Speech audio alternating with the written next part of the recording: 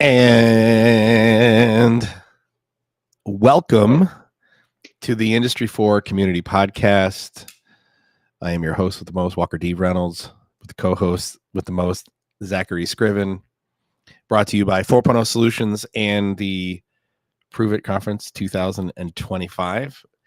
We decided to go live to answer some questions, do some announcements, just have some fellowship. We just literally like an hour and a half ago, I'm like, hey, dude, let's go live. I wanted to go over the ProveIt schedule. And for those of you I want to give everybody an update on the ProveIt conference for next week. We're going to talk about the conference. I want to go over the schedule, kind of clarify some things, talk about the final architecture. All of you guys, those of you who are coming, those of you who are not coming, what can you expect? I want to go over that as well. But before that, let's bring Zach in and check on how this fool's doing. Zachary, how's Salt Lake treating you? Pretty good. The chilly, like -5°C today, or it's in the teens. And but I'm still wearing my shirts and shorts because it's so dry here. It's like a dry cold. So if it's like wet and snowing and it's miserable, then yeah. But it's like super bright and sunny, and it was like snowing yesterday. But it was like I still walked to the grocery store in my shorts and t-shirt. So what have you been up to, man? We haven't seen. You're going to be here. When are you flying in for the show? So for those of you, real quick. If you're listening to this live or you're watching it the week of February 10th, right? So today's February 12th. ProveIt is next week, February 18, 19, and 20 at the Westin Galleria Conference Center in North Dallas. It's the conference center that's connected to the Galleria Mall. Great location. We have the entire I think it's 3rd and 4th floors, right? I think we have 2 floors now, right? I want to give you guys some updates on, kind of where we are and the schedule and stuff. But for those of you who are watching, maybe you're watching the recording, next week is the show. Everybody's coming in. We have some people coming in starting Friday, but we will all be at the conference center on Sunday. So the conference team will be at the conference center Sunday all day. The network administrator will be there. We'll be putting in all the network infrastructure. I think they're setting up the stages and we're testing lighting and all sorts of stuff on Sunday. And then Monday, all the vendors come in and the vendors set up their booths. They get their proof of concept demos connected to the infrastructure. And then we're actually going to go through and do tests with all 36 vendors. I wanted to clarify a couple of things on how the show is happening. And I'm going to go through the schedule, who's presenting when. I'm going to talk about what Jeff Winter and Amy Williams are going to be doing at the show and that kind of stuff. I'm going to talk a little bit about the fireside chat and all the things that we have going on. Also, I've had a chance to meet with several of the vendors. Several vendors are making product announcements at ProveIt. I think I'm allowed to say that at least, right? Like, okay, so I'm pretty sure I'm not allowed to announce it before any of the stuff before, but there is a major product that's getting announced next week, and we got a chance to look at it. And trust me, all anyone's going to be talking about is this product. And I'm pretty sure that there's some announcements from a couple of other vendors when they're on stage. They're going to be announcing new product features to their existing products. When you see this product, your heart's literally going to fucking skip. You're going to we had a chance to see it yesterday. And it's from one of the gold sponsors. They're one of the infrastructure sponsors, one of the gold sponsors. Don't give it away, dude. Don't give it away. But we had a chance to see it. And I literally said to their CTO, I said, you guys better make sure you answer all your ProveIt presentation questions. You better answer all those questions before you announce this product, because all anyone's going to want to talk about, they're not even going to talk about your session. They're going to start asking you questions about this product. So what do you see as the future? What do you see as the future of ProveIt? Like, what is ProveIt? Like, you've got different industry conferences. Like, you've got vendor conferences, like Aviva could put on a conference, Siemens could put a conference. You've got the big ones like Hannover Messe. Canary's doing their user conference at the end of the summer. Where does ProveIt fit in? ProveIt is a technical conference. ProveIt is an educational conference. It's not a marketing. Marketing is a secondary concept. You know, you're marketing organically through solving problems with products. Like that was the idea with ProveIt, was you're not coming here to tell us about features and benefits. If you look at sales, like when you're selling stuff, there's two ways to sell. Sell one is you ask open-ended questions and then you sell features and benefits. I have this product. Here are the features of the product. Here are the benefits of the product. And then ABC, always be closing, ask for the sale, right? That's the old way of selling. It doesn't, that's how most that's how 99% of conferences are structured. You're creating booths where you can sell features and benefits. Okay. The second way to sell is to qualify problems and then build solutions. And then you say, do you want to buy the solution? Do you want this? It's the Steve Jobs model, the Steve Jobs model. Do you want this? There's end users there that are going to be selecting their technology stack from the vendors that are at ProveIt. There are at least two major manufacturers, global multinationals, who are picking all of their vendors for 2025 only from ProveIt.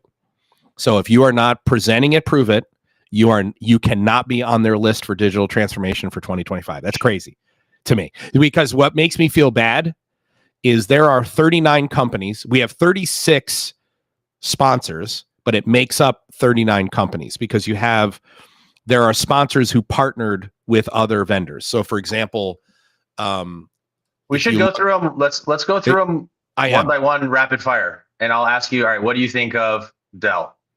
What do you think of Google? Oh, well, let's go through. Yeah, let's do that. Let's start with.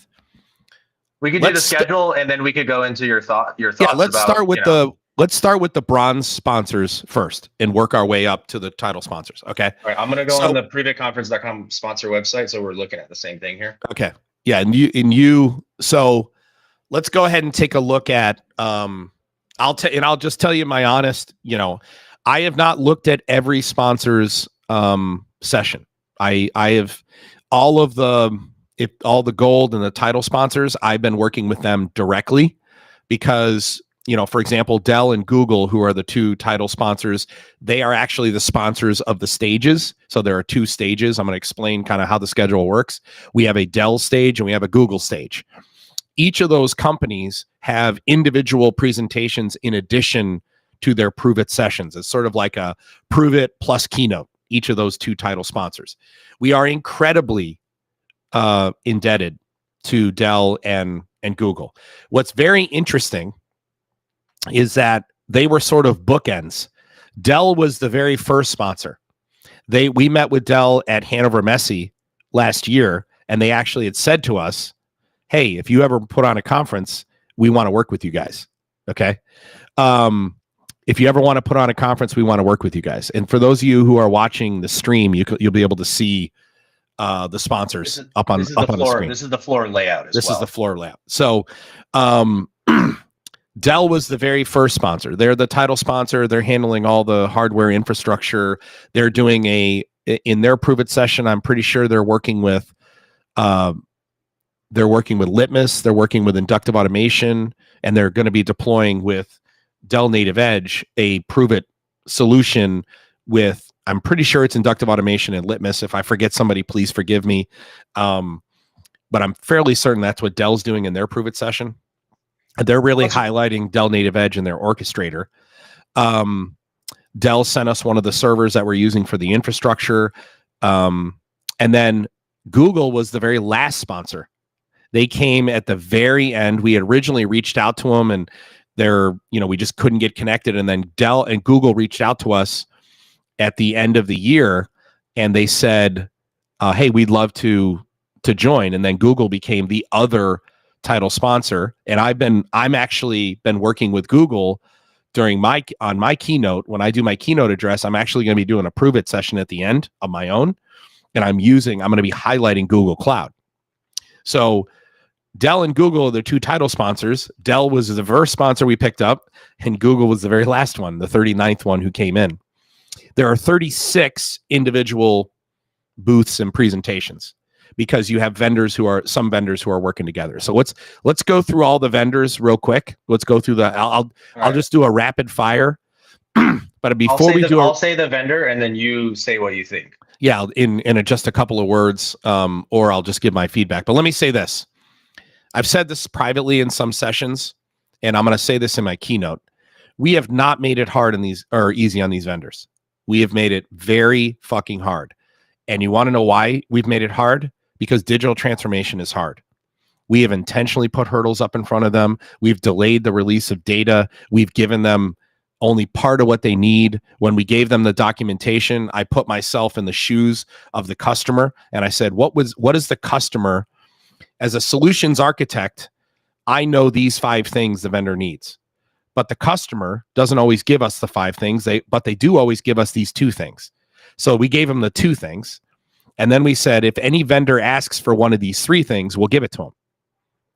But we put ourselves in the shoes of the customer. And we acted as a customer because the customer is imperfect. They don't know what they don't know. And what we really want to illustrate at ProveIt is we don't want it to be a perfect, we don't want to treat it like it was built in a lab. We want to simulate it being built in the real world. Go ahead, Zach. Which I think is why it's been a very valuable learning experience for a lot of these vendors. Yes. I'll say this. 20 of the vendors, there's 36 presentations. 20 of those presentations are going to knock people's socks off. Okay, there are 20 groups out there who have got it on fucking lockdown. Okay, you can tell they're doing this shit all the time. You can tell that that this isn't their first rodeo. They're working with the customer. They're not outsourcing the solution to their partner. They're actually involved, boots on the ground, working with operations, solving actual problems, overcoming the challenges, overcoming imperfect data, whatever. 20 of the vendors are going to fucking slay it. Okay. There's another group of about 10 to 12 who are going to do a great job, but they needed a little bit more assistance from us. They needed us to hold their hands. They needed us to, you could tell that there's 10 or 12 of the vendors you can tell aren't accustomed to doing this type of work themselves. They're accustomed to selling the product, selling the hardware, selling the software, and someone else is doing the work. And they're answering questions about the software and the hardware, but not about the solution. And then and why is it important for vendors to be able to know that? Why is it that? Because when you go to vendor, I'm not going to say any vendors' names, but when you go to a vendor and you're the customer and you don't know what you don't know, you are assuming that you're working with an expert. And they may be an expert, but they may not be an expert in software, in digital transformation, right? They may be an expert in software, but they may not be an expert in application.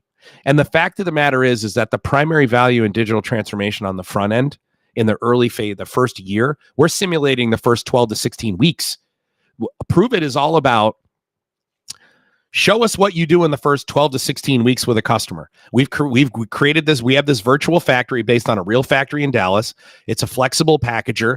I'm going to go over all the documentation at the show. You're going to see exactly what the vendors were given. You're going to see exactly the documents they were given with the functional spec. You're going to see the exact infrastructure they were given. I'm going to go through the database. I'm going to go through the OPC server. I'm going to go through the unified namespace running in the MQTT broker. I'm going to go through the architecture that they were already existed giving. I'm going to show you the rules that we gave them. Okay, there are 3 rules. There are 4 questions we ask you to answer in your ProveIt session. Okay, what was the problem the customer has that you want to solve? How did you solve it using your software, your hardware, and our infrastructure? Okay. Number 3, how long did it take? How many man hours did it take to do what you just put on that screen? And number 4, how much did it cost? If I want to buy that, how much would that cost? Give me a range. We're going to talk about the schedule, but Amy Williams from Skellig and Jeff Winter, who is now with Critical Manufacturing, right? He's with Critical. Yep. They are going to be our MCs. Amy is going to be the MC on the Google stage, and Jeff Winter is going to be the MC on the Dell stage. So that is everybody who's presenting on the Dell stage, you're going to be answering to Jeff Winter. Jeff is going to be leading a 15-minute organic discussion. He's going to introduce each vendor on the Dell stage. And then when they're done doing their ProveIt presentation, basically their proof of concept presentation to the customer, who is the audience is the customer, then Jeff will be responsible for making sure they answer those 4 questions. He's also going to make sure that they abided by the 3 rules. So there's 3 rules and 4 questions. The 3 rules are, you must use our infrastructure. So you have got to consume from the unified namespace. You must. You could do something as little as just consuming the structure of the assets. Hey, I have a list of assets, and I have a list of areas, and I have a list of assets, and these assets this is a laminator, and this laminator has this kind of data. You could do something as simple as just consuming the structure, and Production model. Yeah, and you could simulate all of your own data. And the many vendors are simulating their own data. What we've been telling them is, this is a proof of concept. And you're going to meet with the customer in 12 to 16 weeks. And you're going to show them the art of the possible. And you can create your own simulated data as long as you tell the customer, the audience, hey, here's the data we created because this is the stuff we would normally have to get from the customer in order to be able to put what's on the screen. That's valuable to the customer. But it's got to be within the context of our infrastructure. So you have to consume from the infrastructure. You can create your own data if you want to, okay? And but anything you create, you got to publish back. Okay, so right now, if you go to our unified namespace, you have 12.5 namespaces generated by the vendors. You have one vendor who created a whole simulator that other vendors are using from the UNS. There's no show that's ever done this. Every single vendor will be connected together on one infrastructure. And we're going to show you the unified namespace in the show. We're going to show you Roslin Associates. We're going to show you Roslin's namespace in relation to Control X from Bosch Rexroth. Roslin and Maintain X are actually, that was one of the updates they did. I'm like, wait, did I make a mistake here? Maintain X? I'm like, no, Roslin is integrating with the Maintain X CMMS data model. And I was like, so awesome. What's going to happen? What's going to happen is Jeff Winter he's going to make sure they follow the 3 rules. You use our infrastructure. You must consume from the infrastructure. Number 2, anything you produce, you must publish back to the infrastructure, and you must use your own product to do it.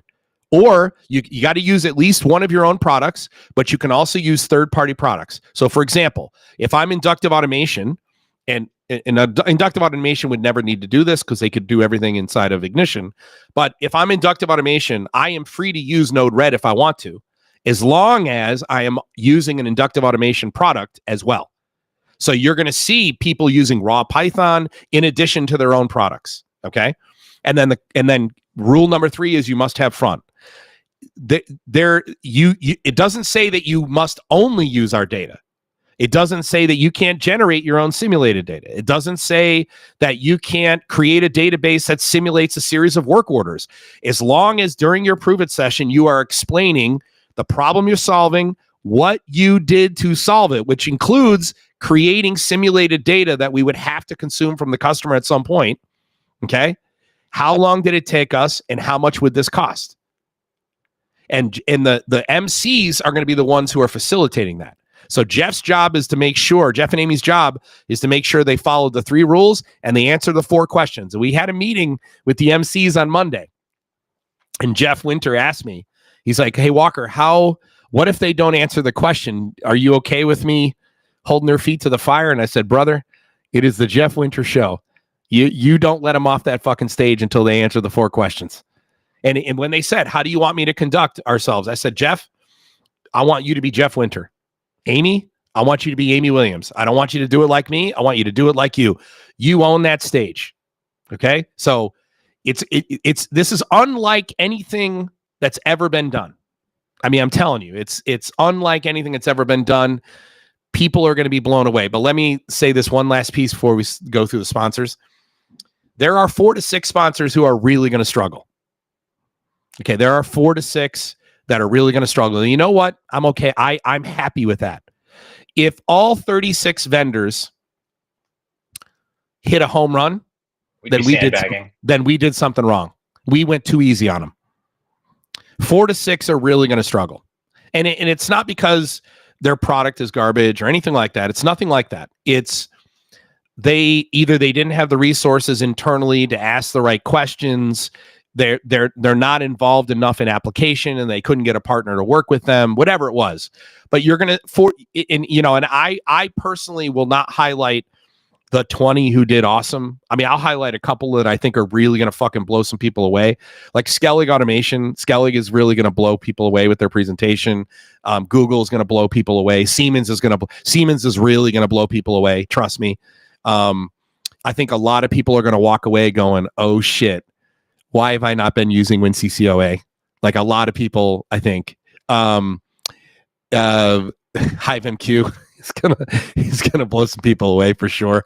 There's a lot of vendors, okay, and then I'm gonna remain positive. I'm not gonna call anybody out because I can't do that, and I hope anyone, I'm not gonna go like, hey, I think that sucks. I can't do that. Everyone here, these are vendors who took a risk. They paid money to come here. They paid good money to come here, and it's not appropriate for me to invite someone into my home. And then it's just like when I bring someone on the podcast, it's very, very important that I treat everyone fairly. And I know I have a reputation for telling it like it is, and I will tell it like it is, but I will not But if you want to come on the podcast and let me ruin your career for you, like the invitation's open. Correct. Well, I mean, I'm assuming that if you come on the podcast after I've said, come on the podcast and let me ruin your career, it's because you believe that I can't. But I'm never saying that to someone who I'm absolutely not certain is a fucking charlatan and I can't destroy their career. On the basis of the actual merits. Yeah. On the merits, yeah. Let me start with one other thing I want to say before we get into the vendors, and then I want to go over some announcements, and then I'm going to go over the actual schedule. Okay. I'm going to be vulnerable here for a second. Those of you who have been in Mastermind and those of you who have been in mentorship and behind the scenes, a lot of people have been asking me questions about, hey, Walker, why haven't you been doing podcasts, shooting YouTube videos? Like you're not posting on LinkedIn. It's because behind the scenes, I've been struggling a little bit with my memory. I have talked to people about this in Mastermind. I'm a little freaked out about it. It could be nothing. It could just be stress. I am under an enormous amount of stress for this show. We've spent, well, let me say that. Let me go back to the show real quick. We sent out a survey. We've talked to the vendors and we sent out a survey to all the attendees. And the breakdown of the attendees is 30% they call themselves beginners in digital transformation. 40% say that they are intermediate and 30% say they're advanced. So that's the breakdown of the end users. That's their knowledge. That's a perfect distribution, by the way. I mean, it's awesome. But the vendors have all told us that we are, not just the vendors, but even the venue have told us that we are putting on an incredible show, that the things that we're doing for the vendors, no one does. Like, for example, we're paying for the vendors' electricity. We are paying for their internet access. All of them were shocked. Once we realized that, then we're like, oh, our expensive sponsorship pricing actually makes sense when you added in all those options. They were shocked that we were covering electricity and internet, because at other shows, they got to pay for that, all of that separately. All of that's included. They all have access. Literally, when they land in the infrastructure, they're going to plug in. They can plug into the LAN or over the Wi-Fi, and they're going to connect to the on-site virtual factory plus a virtual factory you have running in the cloud that are clustered together. All the feedback we've gotten has been phenomenal. The only negative feedback we've gotten, honestly, are from vendors who expected perfect data, or from vendors who really struggled with jumping hurdles around data. Even though the communication it was clear they usually go to market through an integrator. Correct. Yeah, it was clear that they are not normally the ones who's having to deal with imperfect data, and we were trying to simulate those hurdles, because my goal is to get up on stage and be able to say, we tested these motherfuckers. Hey, everybody here, all you manufacturers out here, and there's a lot of them. I'm going to give you the breakdown in a minute. All you manufacturers out here, if you work with any of the vendors here, trust me, they are going to ask you the right questions, because we tested their ability to ask the right questions. We tested their ability to follow the instructions. Okay, we tested, did they read the documentation? We tested that. One of the things that I did was we turned version controlling on our Google Doc, and then we looked at every time each of the vendors accessed the documentation. And let me just put it this way. There is a direct correlation between the quality of the presentation and the number of times that these vendors have visited the documentation. What do you say in Mastermind? Your scope of work is like your statement of work is like your Bible. You should be referencing it every week. Yeah, when you take a college class, you should always have the syllabus that your instructor gave you at the beginning of the class. That is literally your primer. That's your documentation. You should be viewing that every single day before class. What did the syllabus say we're going to cover at this time of the year? The statement of work as an engineer is literally your fucking Bible. The deliverables that are in a statement of work, the assumptions and the exceptions, the overview, that is your Bible. When it comes to virtual factory, we gave them comprehensive documentation about technical overview, the whole deal. And was it incomplete? Absolutely. But it was incomplete by design because the customer never gives you complete documentation. It was more information you had than when you started in 2018 with that client. Correct. We had zero documentation when we started that client. We had to snatch victory from the jaws of defeat. We tested the vendor's abilities to do this. And let me tell you, the vast majority passed with flying colors. The vast majority. Okay. Hey, now, there are some vendors who are going to go up on stage and they're going to try and do a sales presentation. We know it's going to happen. Someone's going to do it, and they're not going to do a ProveIt session where they're doing demonstrating a proof of concept. What was the problem the customer had? What's our solution? How long did it take? How much would this cost? And then answer questions from the audience, and then demo the solution. Right. Well, they're going to demo while they answer the 4 questions. And they're demoing for the audience who is the customer. They're going to be in for a rude awakening when Amy and Jeff don't let them off the hook. They're going to be in a rude awakening when Amy and Jeff don't let them off the hook. What was the question I was answering? Oh, I was talking about what I'm struggling with. So I've been struggling with some memory issues. So the last year, I've had 2 major surgeries. I had diverticulitis that nearly killed me a little bit over a year ago. I was in the hospital for 7 days. I was septic for 3 days. It was hit and miss. Like I talked a little bit about this where, they had to clean my blood out and then do the actual surgery and remove the part of my intestine that burst. And I fully recovered from that, but it was very taxing on my body. 9 months later, I had to have a major hernia surgery in the exact same area of my body where I had the diverticulitis surgery. And I also had to go under for that surgery. So I had 2 major surgeries where I was under anesthesia. Well, there is a syndrome that comes from where you can have brain fog from anesthesia for up to a year after the surgery. And when you have multiple surgeries back to back, it can cause these cognitive issues. Okay. And I am definitely dealing with that. Now, it could be stress. I am under an enormous amount of stress with the conference. We've spent a fortune. Our whole team internally is doing, all the work. And then, the only member of the steering committee who's not one of the 4.0 or Intellic team members is Jeff Nepper from Flow Software. Shout out to Jeff Nepper, who has been fucking invaluable member of the steering committee, speaking on behalf of the vendors. He's been the voice of the vendors, and he's done a lot of work with us on like messaging and marketing. Okay. He's also come up with a lot of the coolest ideas that we're doing at the show. He's suggested a lot of really cool ideas. And our team has done a phenomenal fucking job. Tanya, who is my ex-wife, but she is also the conference director, is world-class at planning events like this. If we did not have her doing this show, we'd be fucked. Okay, let me just put it that way. I was totally confident, knowing because she was going to help with us and lead, be the conference director. I was 100% confident once she signed on.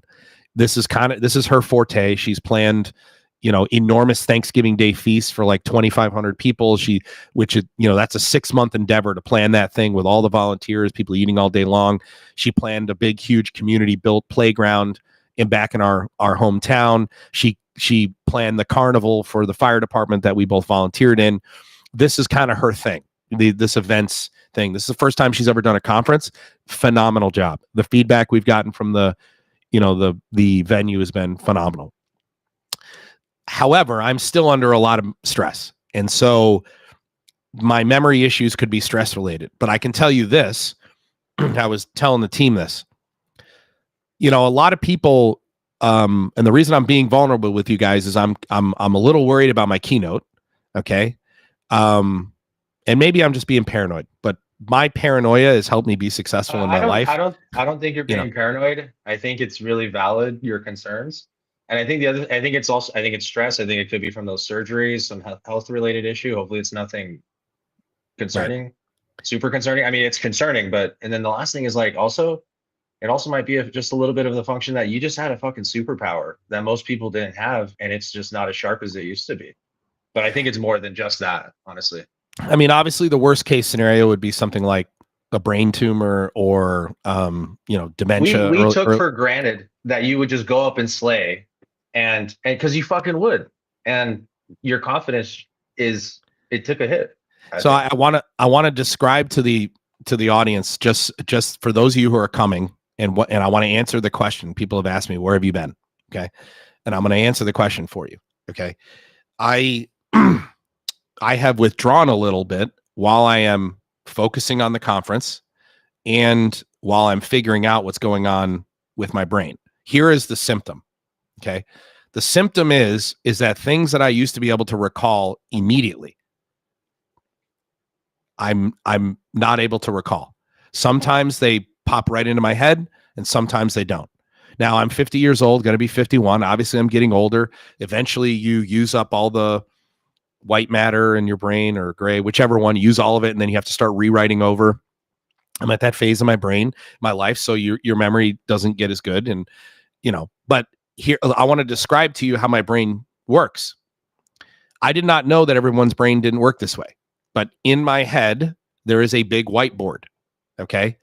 And the whiteboard moves in 3 dimensions. So I can zoom in on the board, or I can zoom out. And depending upon the level of zoom in the board, I can see different things on the whiteboard. And basically on the whiteboard is a flow chart, almost looks like a mind map. So let's say I was doing, I see a node that is digital transformation and I'm looking at it at level 10. So what I would see is digital transformation. And what I would see is it's a strategy. I'd see strategy, and then I would see architecture, and I would see minimum technical requirements, and I would see reasons for success, reasons for failure. I would see these 5 nodes. And I would also see all of the level 10 nodes that each of those nodes are connected to. And so if somebody's asking me about digital transformation and, why does it fail? The way I could do it in my brain is I would see the node, reasons for failure, and I would zoom down to level 1 on that node. And now I would see the 3 reasons: wrong strategy, wrong technology and architecture, wrong partners. Okay. Then I could zoom into the wrong technology, and then I would see right technology in parentheses, and then it would say edge-driven, report by exception, lightweight, open architecture. That's how my brain would work. And so I could zoom in and out. I could see the whole board, and I could see all the nodes on any level. So if you wonder why it is I'm able to speak so articulately, I could come up here and I can just look at a bulleted list and I can just riff. It's because that's what my brain, that's what's happening inside my brain. And so I didn't know that everybody didn't have that. Well, what's happening now is everybody does not have that, dude. That is, if you have that I feel like that's a gift, because I certainly don't. When you explain it, honestly, I feel like I'm a little bit stupid. But what's happening is I no longer see everything on the board. So if I'm looking at level 10 on a specific subject, I'm only seeing the node I'm looking right at. And if I change my eyes from one node to another, it's almost like there's a shade in front of the node, and the shade will drop so I can see what that node is. So like in my brain, let's say I went from digital transformation to reasons for failure, but all I'm seeing is digital transformation. And if I look at the nodes it's connected to, they don't pop up right away. it's like the shade drops slowly, like a second or a second and a half. So now instead of me going in my brain, my mind's eye going digital transformation, reasons for failure, I read reasons for failure. It's like digital transformation, there's a delay. Or the shade doesn't drop at all. And this is happening with names. Literally yesterday in a meeting with the team, I forgot Jeff Winter's name. I literally, and it was a full 5, 6, 7 seconds struggling. And I had to say to the team, who is the other guy, the guy who used to work for Microsoft, who's being the MC? Think about that. That was concerning. I mean, he's number one Industry 4 influencer. He's our MC. That was concerning. Yeah. Today I forgot Eric Kimberling's name. But with Eric's name, it was a second and a half delay. Actually, the shade never dropped. And then when I was up here talking to the team, the shade dropped after a second and a half or 2 seconds. Okay. So obviously, going from the way my brain operated before to the way it's operating now is freaking me the fuck out. Clearly, it is freaking me out. So while I'm figuring out what's going on, I don't want to go in front of camera and do anything less than what it is you guys all expect from me. I don't want to waste your time. I don't want to write something that is less than what you have gotten used to and what you expect, because then it means you're not getting the value out of it you used to get. And I just can't live with that. You hold yourself to an incredibly high standard. And it's something I look up to, honestly, a little bit. It's impressive what you do. So what I've told the team is I know you guys always assume I'm going to hit a fucking 5-run home run when I get on stage, and I'll tell you all the time, don't worry about my presentation. I'm going to slay it. I always say it, like, you worry about everything else, don't worry about my presentation, I'll nail it. Okay. Today I told them, and I've told them, over the last few weeks, you need to worry about my presentation. Like, you need to have a plan in the event I fucking freeze on stage. And I'm being very vulnerable with everybody here. Okay. And this is me being as authentic and transparent as I possibly can. If you want to know where the hell I've been struggling with this memory issue. Okay. And, is it so bad I can't function? No, it's more like I have a thorn in my foot and it's making me limp. That it's more like that. And so what I'm doing for my presentation is I'm going to do something I never do. I'm going to be using PowerPoint so I can have presenter slides, presenter notes. And there's going to be a confidence board. And so, and every single word that I might want to say will be written down somewhere. So if in my brain, the word doesn't present itself, I'm going to be able to look on the slide and see it and then say it. Like, I'm building mitigation strategies around it. Okay. So I'm sorry you have to present like a normal human being, Walker. That must be really challenging. Well, when your whole career, I feel like that's how most people present, But when your whole career has been built on, you're a rock star, dude. On your whole career has been built on being able to do it, this skill that God gave me, and then everyone's expectations are based on my ability to do it that way, and then I can no longer do it. Now everybody becomes a Kansas City Chiefs fan, and I'm Travis Kelce. Okay, so explain the reference for people who don't get it. Well, Travis Kelce, who's the greatest tight end who's ever played in the NFL, is, I could probably beat him on a football field now. He's terrible. He's diminished. He's diminished. He's a shell of the player he used to be, and Kansas City fans are disappointed in he can't do what he used to be able to do. And if I don't figure out a way to work around it, if he doesn't figure out a way to work around it, he needs to retire. And if I don't figure out a way to work around it and still meet the expectations of all the people who are counting on me, then I need to think about not ever getting on camera ever again or getting on stage ever again. Okay, with that, let's talk about some announcements. So the Advanced UNS Workshop Session 3, which it was meant to only be 2 sessions, but we're doing a final session because we had a problem with the Node-RED node we were using for integrating to Snowflake. I refused to allow that fucking node to defeat me, so I wrote my own with Node.js. So we're going to do the conclusion session Thursday, February 27th, the week after the conference. We had meant to do it 2 previous weeks, but because I got the flu and we had to postpone.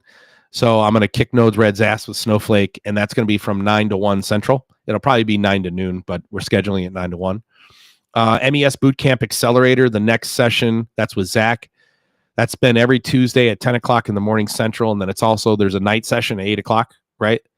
All the way through March 4th. There's no session next week. Zach, why don't you talk real quick how that, I mean, I've heard glowing feedback from your teaching in the accelerator. Yeah, so it's been a great experience. This was, my first time going through the boot camp, and I've been going along through it with the students. And, I was saying this the other day. We did like a content creator roundtable with Jeff Nepper, and we had a few content creators. It's like, for about 2 or 3 years, I didn't even open Ignition. You know what I'm saying? I didn't even do anything. So I got hella rusty, to be honest. Yep. But that's how I 100% dove headfirst into marketing and content creation. And I don't think we would have been able to gain the traction that we did had I not done that. But now I'm slowly, as we built out the company, we have other team members, and we're growing our education staff. Now I've been able to actually focus on diving back into becoming an expert, and it feels fucking great. I'm not gonna lie.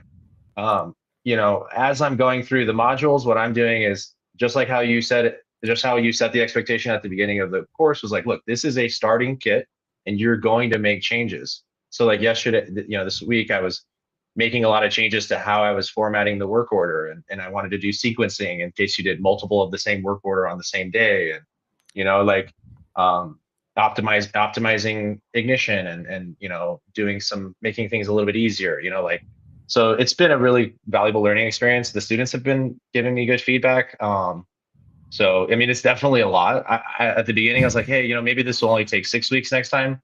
We're definitely taking the full 8 weeks. Yeah, it's the hardest. It's of all the workshops I've ever done, it's the one that took the most out of me. By far. But it's good. I like helping the students out, and it's great. And I just hope we can do more of it, right? I'm excited to do the next 12-week Mastermind Accelerator program that's kicking off after ProveIt. That one was a 16-week program. We condensed it down into 12 weeks because that one 16 weeks was a little bit too long. And that's the fundamentals of digital transformation. Like that's our flagship program. Our mastermind content, which is an annual membership that has our whole entire library on IIoT University. The 12-week accelerator program, what I like about that is it's just focused on the foundational principles of digital transformation. So I'm gonna show you guys something real quick. Me struggling with my memory. I've been sitting here. I wanted to make an announcement, and I kind of wanted to follow up with what Josh is doing. The guy who worked for Omron, who we're going to ask to do a workshop. Trent? Yeah, Trent Christopher. There you go. Thank you. I have been sitting here. I know Trent. I know Trent very well. I've met with Trent many times. There is no reason why I should forget his name. Okay. I sat here for 15 seconds in my brain. If you watch the recording back, I'm literally trying to recall Trent's name. That just happened right there. And yes, have I ever been good with names? No. I mean, part of the reason I married my ex-wife, because she fucking remembers everybody's name. And so it literally, we'd be at parties and cocktail parties and shit, or at fundraisers, and somebody would be walking up and I knew his face, and she'd be like, oh, that's Bill. He's the CEO of such and such, and his wife, Shelly. Bill, buddy. But I only met the guy one time. I met him 2 times. She remembers, but I know Trent. I know Eric Kimberling. I know Jeff Winter. I've met with these guys a gazillion times. It's like me. It would be like me forgetting Zach's name. And it's like, I just could not remember Trent's name. Like sitting here, we're asking Trent's going to be doing a workshop on edge technology later in the year. I think he might be doing the Q2 workshop. I think we're going to talk to him about it after working with his company 4.0 Hero. Correct. He moved. He started his own consultancy. I think he's still in Ohio, in Southern Ohio, Columbus, Cincinnati area. Brilliant fucking dude. We've tried to bring him on board. A guy like Trent Christopher is expensive, and we want to bring him on board and as an educator, and we're going to be having him do a workshop. And then we also have Annabelle Velarde, right? Is the other who we're going to ask to do. Is Annabelle the other one? Yeah. There was like a handful. I'm not. Yeah, Vaughn said yeah. Vaughn, it's Honestly, Annabelle. I want to give a quick shout out to Ricardo, who's been super. He's been like one of the top performing students in the MES bootcamp class. Is it Ricardo Maestas or that guy? Yeah. And he's the one. He met you at Eric Kimbling's conference. Yeah, he's in Colorado. He's in Colorado. He's really been acting as a teaching assistant. Like he's helping out the other students. Yeah. He's really leading. So I'll say this about Ricardo. He is a guy who is focused on full stack. He landed in the MES layer, but he really is focused on full stack fluency. And all of you should be, by the way, which I think is a fundamental. I think it's been one of our greatest contributions to the industry is encouraging people to develop full stack fluency for digital transformation. All right, ProveIt conference next week, February 18th to the 20th. Let me say this. We have sold out. We've sold out all the rooms. We're in the overflow tickets now. So the original plan was there's like 31 left. Right. The original plan was 500 attendees, but we had room to go to 750. Like, so we got a venue that does 750 people, but our target was to do 500. We are at 640. So 633 total attendance. So that means 33 people aren't getting shirts because we only ordered 600 shirts. And we are seeing if we can get an additional one made though. But 63%. Here's why this show is different. 63% of the attendees are end users, manufacturers, and industry. That is unheard of. Usually it's a bunch of sales and marketing people talking to each other. Yeah. And that's been our goal had been 60. And 23% is integrators. So 86% of the total attendee list, the total are going to be the people who actually do application. I see the ticket sales come through. I see the ticket sales come through and I see the names of the emails and I'm just like, fucking holy shit. Like these are huge companies. Yes. You walk down Main Street or you walk down your grocery store aisle or you walk down your hardware store. Yes. Those are the companies that you're seeing. Yes. That are going to be there.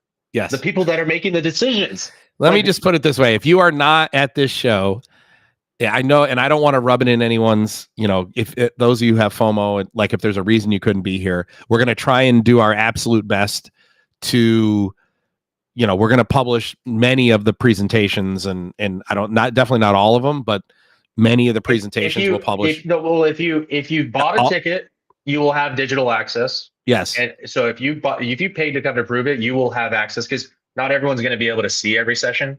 So if they missed a session, they will be able to see it publicly though.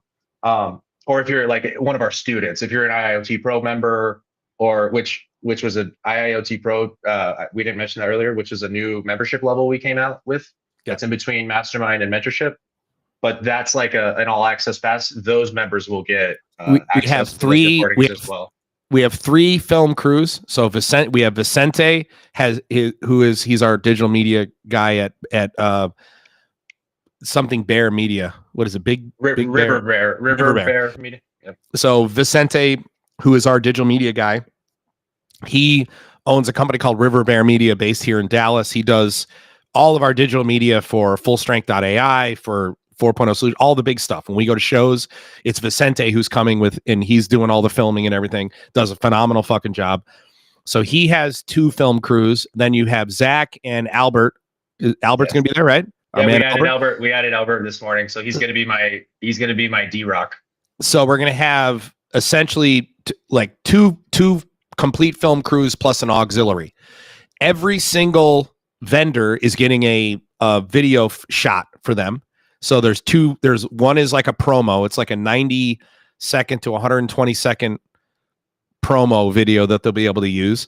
And then their whole ProveIt session will be filmed. So if you're a bronze sponsor and you're only presenting at your booth, then the film crew is going to come through and is going to film them presenting their ProveIt session. And we'll have a professional video of their actual session. And then we have all sorts of, so we've got Dave and Vlad are going to be on site What is the name of their podcast again? I always forget the name. So it's Manufacturing Hub. Yes. And they are going to be, they're going to be doing some podcasts at our podcast booth. We also have some other available space. Also, the automation ladies are going to be there. They are coming. Mm-hmm. Yeah, Ali sweet. G and Nikki, and all right, there's going to be a lot of. See, I didn't know that. I didn't know that they were coming. So that's awesome. Mm-hmm. Yeah, which makes me want to. Like, we need to go to their conference.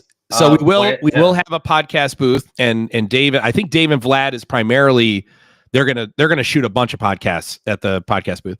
And then I know, and I don't know all the vendors who have meeting rooms. I know Google's gonna have a meeting room.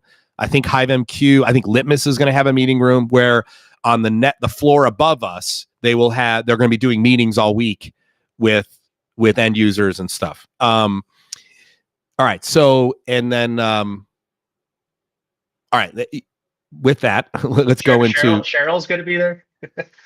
Cheryl we went and bought a ticket on her own court, and we just went and refunded her. We're like, yeah. When I heard that Cheryl bought a ticket, I'm like, you are not letting fucking Cheryl buy a ticket. Fucking give her the fucking ticket and get her out here. For those of you who don't know, Cheryl worked with. She had a tenure here at 4.0 for about a year or so. And those of you who are looking for a business consultant, someone to take a look at your business and put together a plan for how to take you from where you are to where you want to go, from an operational side and a vision side and a marketing side, Cheryl is your person. Cheryl McCrary. Okay. Cheryl's on here right now. She did that for us. And that's actually how we ended up hiring her. She did a whole thing with us in the fall of maybe 4 years ago. And then she joined us and was with us, I don't know, a year and a half or so at full time. All right. And then mastermind and mentorship updates. There will be no mastermind or mentorship calls in February. We're doing mastermind as part of the schedule next Thursday. We'll be doing it live.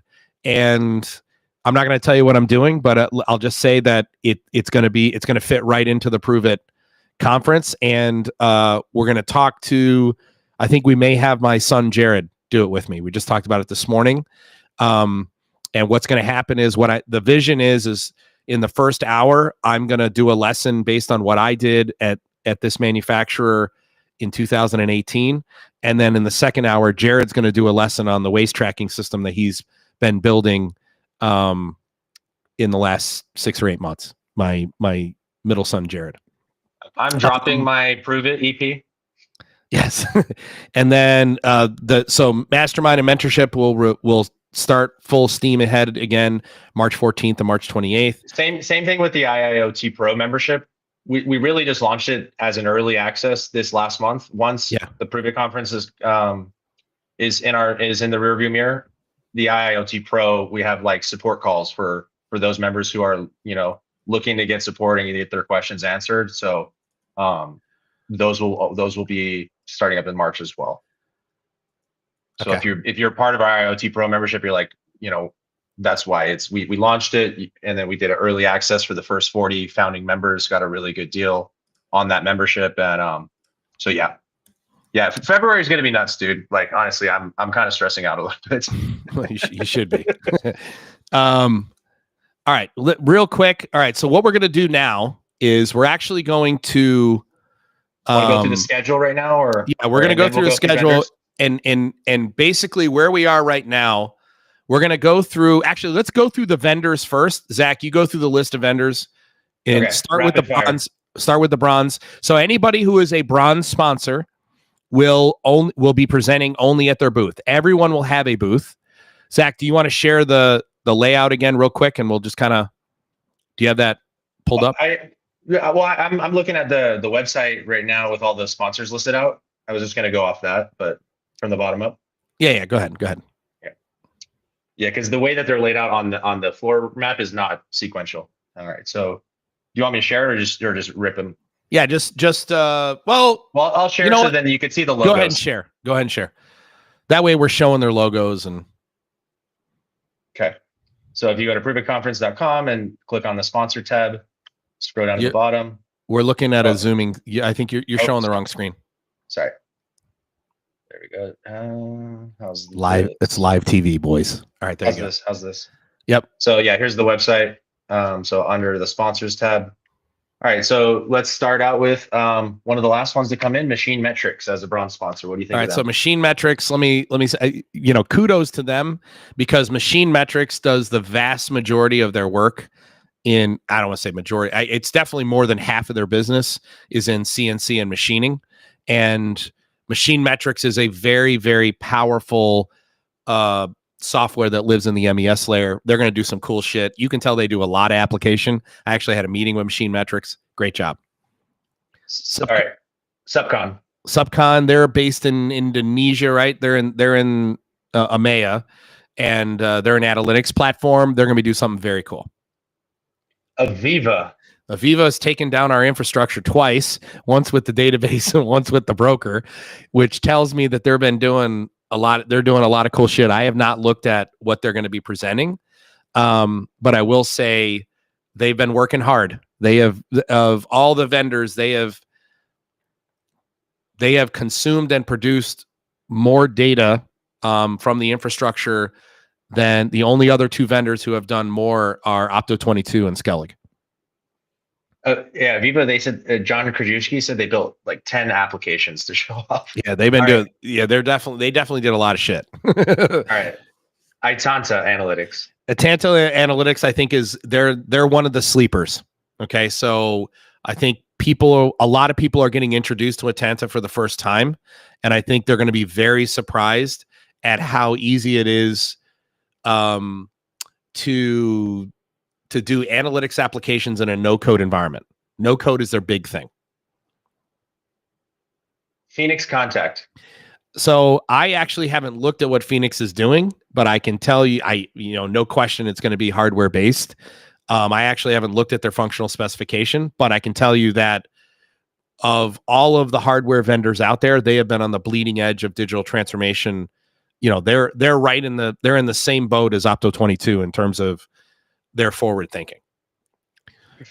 Phoenix, I'll just quick shout. They what they're showing is like walk or crawl, walk, run. So they show you 3 different ways of publishing data to a unified namespace, depending on what your digital fluency level is, starting at most simple to most advanced. Roslin and Associates. So Roslin is a long-time Ignition integrator. They are, Roslin is one of the integrators that I would group. I always talk about like, hey, there's these 5 integrators out there who, if you look at the stuff that we were doing at Intellic, there's like 5 other integrators out there that are kind of on our level. Roslin's one of them in terms of the types of projects, capabilities, and they're actually doing a 2-pronged. They're actually helping other vendors out. Go ahead. Listo. This is the vendor I know the least. And the truth is I'd never even heard of them until they reached out to us. So I'm very excited to see what these guys are going to do. Most of the bronzes, I haven't looked at the FSDs. Sorba AI, though, I am working directly with Aldo and so Sorba AI, you guys have heard me talk about for fucking, 6-7 years. What's really crazy about this is the thing. You want to talk about a company who has been on the bleeding edge, like where they developed technology the market wasn't even ready for. They were literally 8 years ahead of the market. Like all the shit that everyone's trying to do now with ML and AI, these guys have had in a full stack platform for 6, 7, 8 years. And the only industry that really where you see it a lot is in the locomotive, the commuter industry. It's crazy. They're doing some cool. Their shit is sick. Recivo. No, I have no feedback on them. I haven't. So they're from Europe. You see, it's the default website's in a different language, but I will say they do have a pretty cool ERP. They're one of the few technology providers that actually has an ERP application. They have a business intelligence application in their ERP layer, plus a platform for analytics. So, and they have generated a lot of data. Eucadine. I'll say this, man. If you guys are in the Northeast, if you work in heavy industry, if you are in like food and beverage, oil, like especially like vegetable oil production or whatever, Constantine and those guys at fucking Eucadine, I'm not afraid to say it. Of all the vendors, Constantine has asked the best questions. You can tell that fucking group, they eat, shit, and breathe applications, digital transformation application. He is asked, if the guy didn't own his own company, I'd be like recruiting him to come work for us, because Constantine has asked all the right questions. No one, trust me, no one is going to be disappointed with what they've done. And what I love about you, Constantine, is, one of the things you're looking for in a vendor is their ability to see around corners. They're not just asking the question that's 8 inches in front of their face, but they're kind of asking questions that are on a path. It's very clear with the way that, I've met with Constantine a bunch of times. You can tell that all they do is application. They have an amazing UNS chatbot. All right. Yes. TatSoft. Mark actually sent me screenshots of their dashboards last night. Fucking A, dude. A lot of people will be talking about TatSoft and Frameworks 10. Let me just put it that way. There'll be a lot of buzz will be generated. A lot of buzz. Like most of you haven't looked at their unified namespace builder inside of the platform. Like I had a chance to see it in V10. It's sick. Mark literally just sent me the screenshots of their dashboards and stuff last night. Phenomenal job. Frameworks, I like how it's a lot more similar. It's a lot easier to switch to from Ignition if you're used to using Ignition. To jump to Frameworks V10 is a lot more of an easy jump than it used to be with the old Factory Studio. Yes. All right. Skellig. Let me put it this way. First off, Amy Williams from Skellig is one of the MCs. Amy, if you guys don't follow Skellig's content, Paul O'Sullivan, who's the CEO at Skellig, he's been a very active member of the community for many years. He's actually really shifted his business model in many ways. Like, we are kindred spirits. Here's my take on Skellig. First off, they're going to blow everybody away, number one. But here, if you want me to summarize Skellig at the show, this will be Skellig's coming out party to discrete manufacturing and food and beverage. Not that they don't work in those areas now, but right now, when you say Skellig, the first thing anyone thinks of is Delta V and pharma. And this is going to be their coming out party in discrete digital transformation. Excellent. I'm moving quickly just so we can get through them all. Yep. Thank you guys for hanging in there. Control X automation, Bosch Rexroth. The most valuable thing here is going to be is that the Control X platform we did a whole thing when they opened their innovation center down by Austin a couple of years ago. Control X has been a sick ass platform. Think of it as like an app. Think of it as a platform that's app centric for digital transformation. This is going to be a lot of people's first opportunity to see Control X in action. Would you say it's like kind of like Opto 22 Groove Epic or not? I would say that what the capabilities of an Opto 22 Groove Epic live inside the circle that is one part of the Venn diagram of Control X. Control X is they have the whole opera. Yeah, I would say it's more appropriate to say IFM's new digital. I can't remember the name of the technology that we saw at Hannover Messe, but what IFM came out with at Hannover Messe last year is to what Control X is at Bosch. Got it. Thank you. But Bosch is just so far ahead of the curve. Flow Fuse. Well, you're going to see Flow Fuse everywhere. Let's just put it that way. Lots and lots of Node-RED. Lots of Node-RED is being used for data operations. Mock controls. I mean, come on, our boy. So Mock is a integrator in the Midwest, primarily in tier 1 automotive and heavy industry. And Brian's been on the advisory board, and Yep. He's working closely with Trent Christopher on this application. Brian- They're going to be showing off some UMH technology. So Brian Pryby is a huge advocate. Brian Pryby is the CEO at Mock. He's a huge advocate for UMH and is the United Manufacturing Hub, or Unified Manufacturing Hub, or is it United Manufacturing Hub? And he's going to be showing that off. Bayes Automation Technologies. So Bayes is there. Who are they working with? They're doing They're focusing on. They I were partnering with another software platform, but they pivoted. So Baze is just with themselves, and they are an integrator, CSIA certified out of India primarily. Yes. 400 plus customers in India. I haven't looked developed. at their functional spec yet. Let's see. Maestro Hub. So Maestro Hub is a data ops platform similar to HiByte. They're based out of Turkey. With Yazir. What Yazir? Yasir. Yeah, Yasir. He's a huge, very active in the community. Absolutely love Maestro Hub. Like it is a pure data ops platform. And the truth is he can go anywhere with it. I know that what they've done is a series of POCs instead of just one. All right. Everybody we just went through is only going to be presenting at their booths. Now everybody else going forward will actually be on stage. Okay. So what I want to do is I want to explain the schedule real quick before we go through these guys. Okay. So do you want to share or just?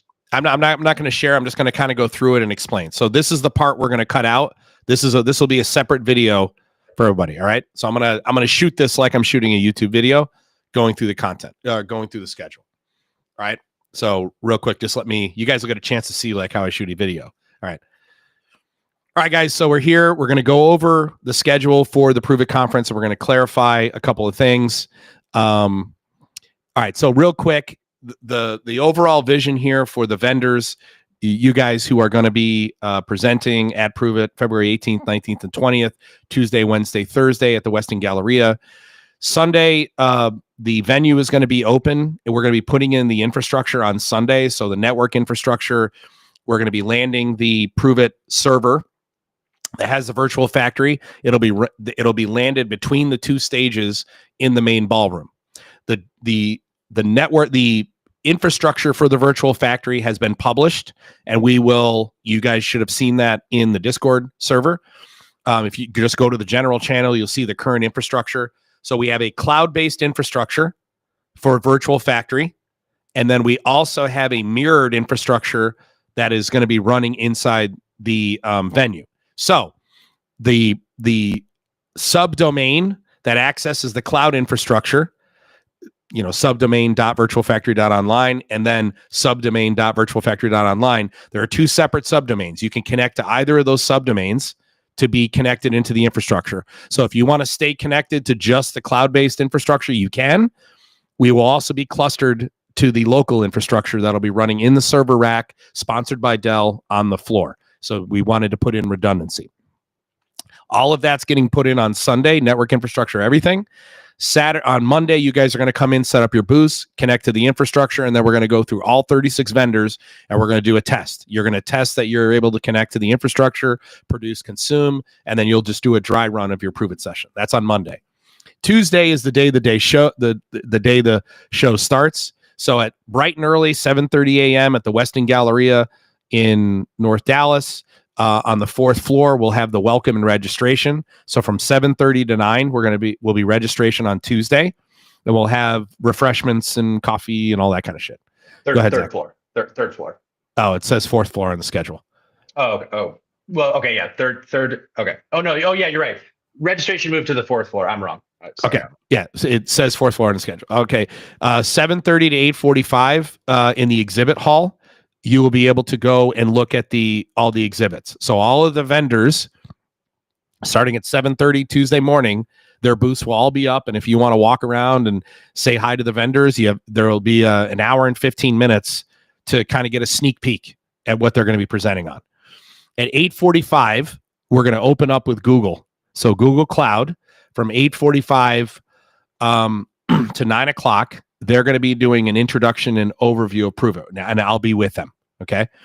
At 9 o'clock, I'm going to give my keynote address. So for 15 minutes before I give my keynote, I'm going to be on stage with Google. And then from 9 o'clock until 10 o'clock, I'm going to be giving my keynote address. The keynote address is going to be, the subject of the keynote address is, how did we get to where we are right now?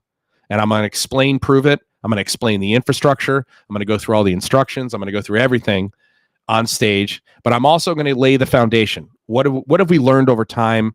How did we learn that there's a way you can approach digital transformation iteratively to increase the likelihood of success if you have the right strategy, the right technology and architecture, and you pick the right partners. And that's what ProveIt's all about. Okay.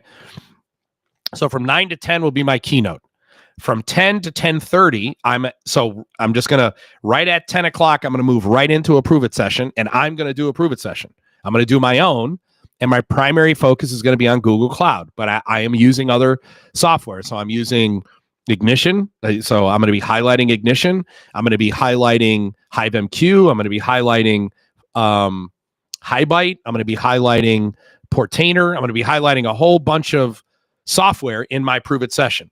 And I've done my own ProveIt session for the show, and it's kind of the example ProveIt session to kind of lay the foundation. From 10 to 10:30, I'll be doing that, and then from 10:30 to 10:45, I'm on the Google Cloud stage. So that's Amy Williams' stage. Amy is going to be facilitating my Q&A. So she's going to be asking me the 4 questions, making sure I answered them, making sure I followed the 3 rules. And she's also going to take any questions from the audience.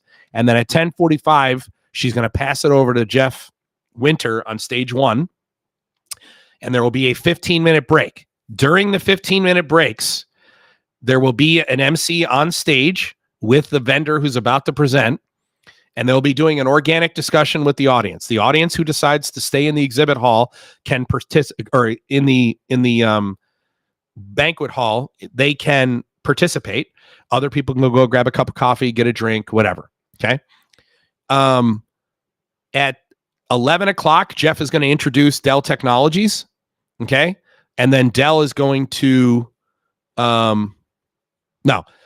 At 11 o'clock, Jeff is going to introduce Opto 22. The first presentation is going to be Opto 22 at 11 o'clock, and they're presenting on Dell stage. So from 11 to 11:45, so from 11 to 11:30, Opto is going to present their ProveIt session. They need to follow the 3 rules. They got to demonstrate that they consumed from the infrastructure. They had to demonstrate that anything that they produce, they publish back into the infrastructure, and they had to use their products, and they can use other third-party products if they want to. And then number 3, they got to prove they had fun, and then they got to answer the 4 questions. What is the problem from the customer we're solving? What is our solution? How long did it take? How much would this cost? The MC is going to ensure that you answer those 4 questions, Mr. Vendor. You will not be allowed off stage until you answer those 4 questions. Okay? The MC will also facilitate questions from the audience. So in a perfect scenario, Opto 22 is going to present from 11 to 11:30 their proof of concept, their ProveIt session. From 11:30 to 11:45, Jeff Winter is going to facilitate the Q&A, and then we are going to break at 11:45 for lunch until 1 o'clock. So there will be my keynote and 1 presentation before lunch on day 1, and then we're just going to go in order here. Coming back at 1 o'clock, Amy Williams will introduce Google Cloud. Google Cloud will present. Amy will handle their Q&A. Okay. Google Cloud is doing not just a ProveIt session, but they're also doing a keynote. So they're on stage for they're doing a presentation from 1 to 1:45, and then Amy is doing the Q&A. And then we're passing, and then Emma Roloff is going to present. She's going to be giving a presentation, a speech. Emma Roloff, who I've spoke with at Digital Stratosphere in Denver the last 2 years, does an incredible presentation on change management. She is going to be giving a presentation this year. I don't know if it's going to be on change management, but I can tell you this: you're going to love her speech. She's an incredible speaker, does a phenomenal job. Then it's going to be Software Toolbox. Okay. And then you'll have HiveMQ. And then you will have Tulip. And then we will finish the presentations with Snowflake and Concept Reply. Then we'll have the fireside chat from 6:45 to 7:45 p.m. That's myself, Matt Paris, and Who's the third? So Matt Paris, Arlen Nipper? Arlen Nipper, and it's going to be facilitated by Jeff Nepper from Flow Software.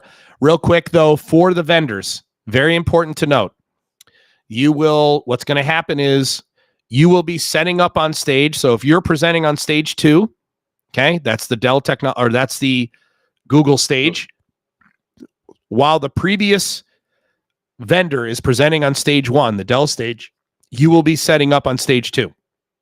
Okay. Generally about 15 minutes before. So most presentations are going to go from the top of the hour. So from, let's say you're speaking at 11, you're going to be presenting, if you're going to present at 11, you are going to be on your stage at 10:30 setting up. At 10:45, the MC will take over on your stage and have an organic discussion and then introduce you at the top of the hour. At the top of the hour, you're going to start your ProveIt session. Ideally, you do your ProveIt session from the top of the hour to the bottom of the hour. The MC will take over and facilitate your Q&A from the bottom of the hour to 45, and then toss it over to the other stage where the other MC will take over. Organic discussion, introduction at the top of the hour to the bottom of the hour, you present, 15 minutes Q&A, toss it back to the other stage. That's how this is going to work. We've done that so that in the event there's some session that runs a little bit long, we have leeway. The breaks will be from 45 to the top of the hour. So when that organic discussion is happening, when we toss it to the other stage, that's when it'll be time for people to go get a drink, use a bathroom, whatever, come back for the top of the hour. All right. Day 2, I'm just going to quickly walk through this. We're going to open up with Sandy Lauro, who's going to be doing, I can't remember the name of her company, but Sandy is a HR attorney. She's actually an HR attorney that she's been doing human resources law for me since 2016, I think. Sandy also has a wellness company, and she does a lot of consulting on stress management. And I have asked Sandy to live well, better. Live well, live better is the name of her company. Thank you, Vaughn. Live well, live better. I have asked Sandy to come and present on stress management. Okay, I will be introducing her, as will Tanya, who is the conference director. This is something we do not cover. Burnout is a huge problem in our fucking industry. And, if you're an integrator, you're an end user, managing burnout for your people, Sandy is not going to come in and give you a bunch of kumbaya shit. She's going to talk about how to identify burnout before it happens. I'm going to tell a little story about, my nasty little lessons with burnout. Burnout is a huge problem in our industry. And I do not believe that a digital transformation ProveIt conference would be complete if we don't talk about this fucking subject. So we're going to open the second day where Sandy's is wellness focused is what, as far as I understood, it was like a wellness, when you get there in the morning, you're going to have the Zen-ful mindfulness. It's going to be a nice break away from the technology focus and kind of be more mindful and wellness focused. After that session, we are going to break, and everybody will go get to visit the booths. So from 8 to 8:45, the exhibit hall will be open, and everyone will go and visit the booths. From 8:45 to 9 o'clock, we'll come back into the banquet hall, or I don't know what the hell we're calling the exhibit hall. I don't know what we're calling that room, but we'll do day 1 recap and then hype for day 2. And then in order, you're going to have Litmus presenting. Then you're going to have Dell's keynote address. Dell will be giving a 90-minute keynote after Litmus presents. We will break for lunch. Then we will have Portainer doing their ProveIt session. Then we will have HighBite doing their ProveIt session. We will have Canary Labs doing their ProveIt session. We will have Maintenex doing theirs. And then we will end the day with Siemens presenting. I'm really happy that we're ending the day with Siemens, because Siemens are going to blow people away. I actually, day 2, you're going to see some great presentations on day 2. Day 3. Okay. So on Thursday, February 20th, Zach we're going to start the day with Mastermind. Okay. So at 8:45, Zach's going to introduce Mastermind, and then I'm going to present from 9 o'clock till 10 o'clock, I'm going to do my mastermind part. And then from 10 to 11, ideally, Jared's going to do his part. And then we are going to try to be done by 11 so that from 11 to 12, everybody can visit the booths if they want to. And then we're going to break for lunch. Okay. We may go all the way until noon. But right now, we have scheduled 3 hours for the session, the mastermind session, but we're going to try and do it in 2.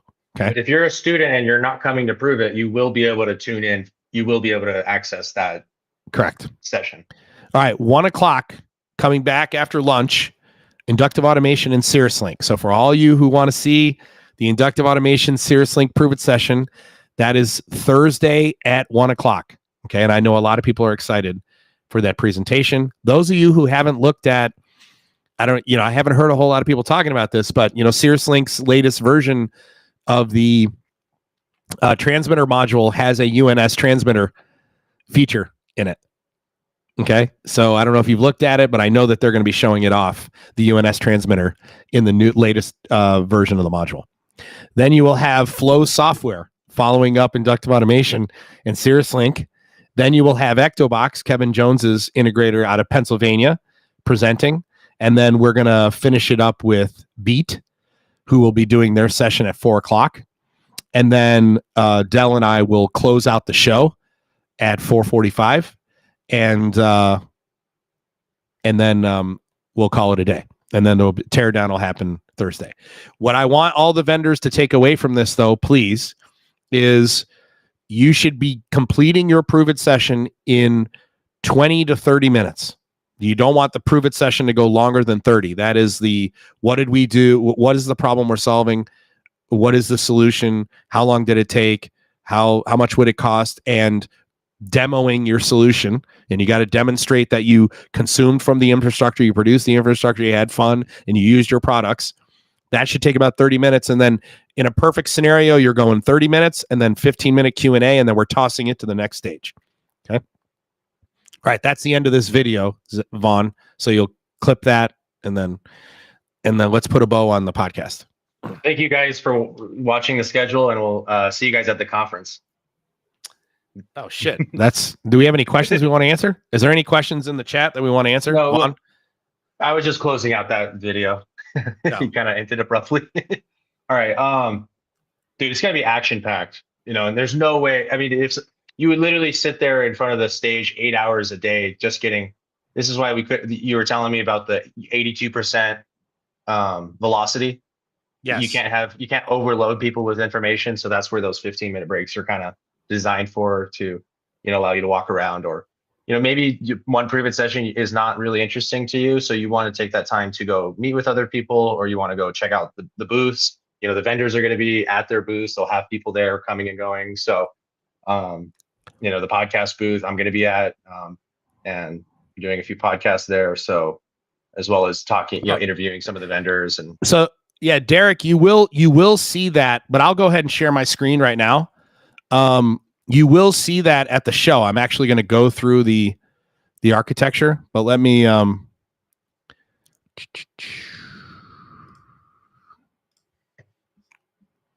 yeah, so let me,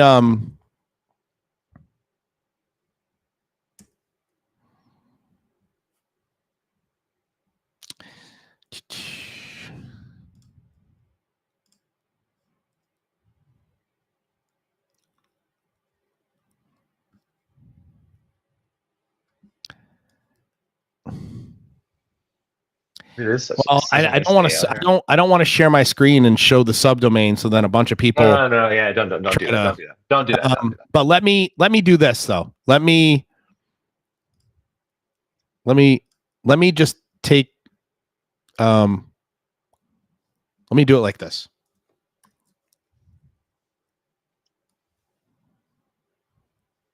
And then we got to go through the silver and gold sponsors. Yeah, let me go here, and let me grab my OneNote, and then I'll share my screen real quick, and then so he can see. Yeah,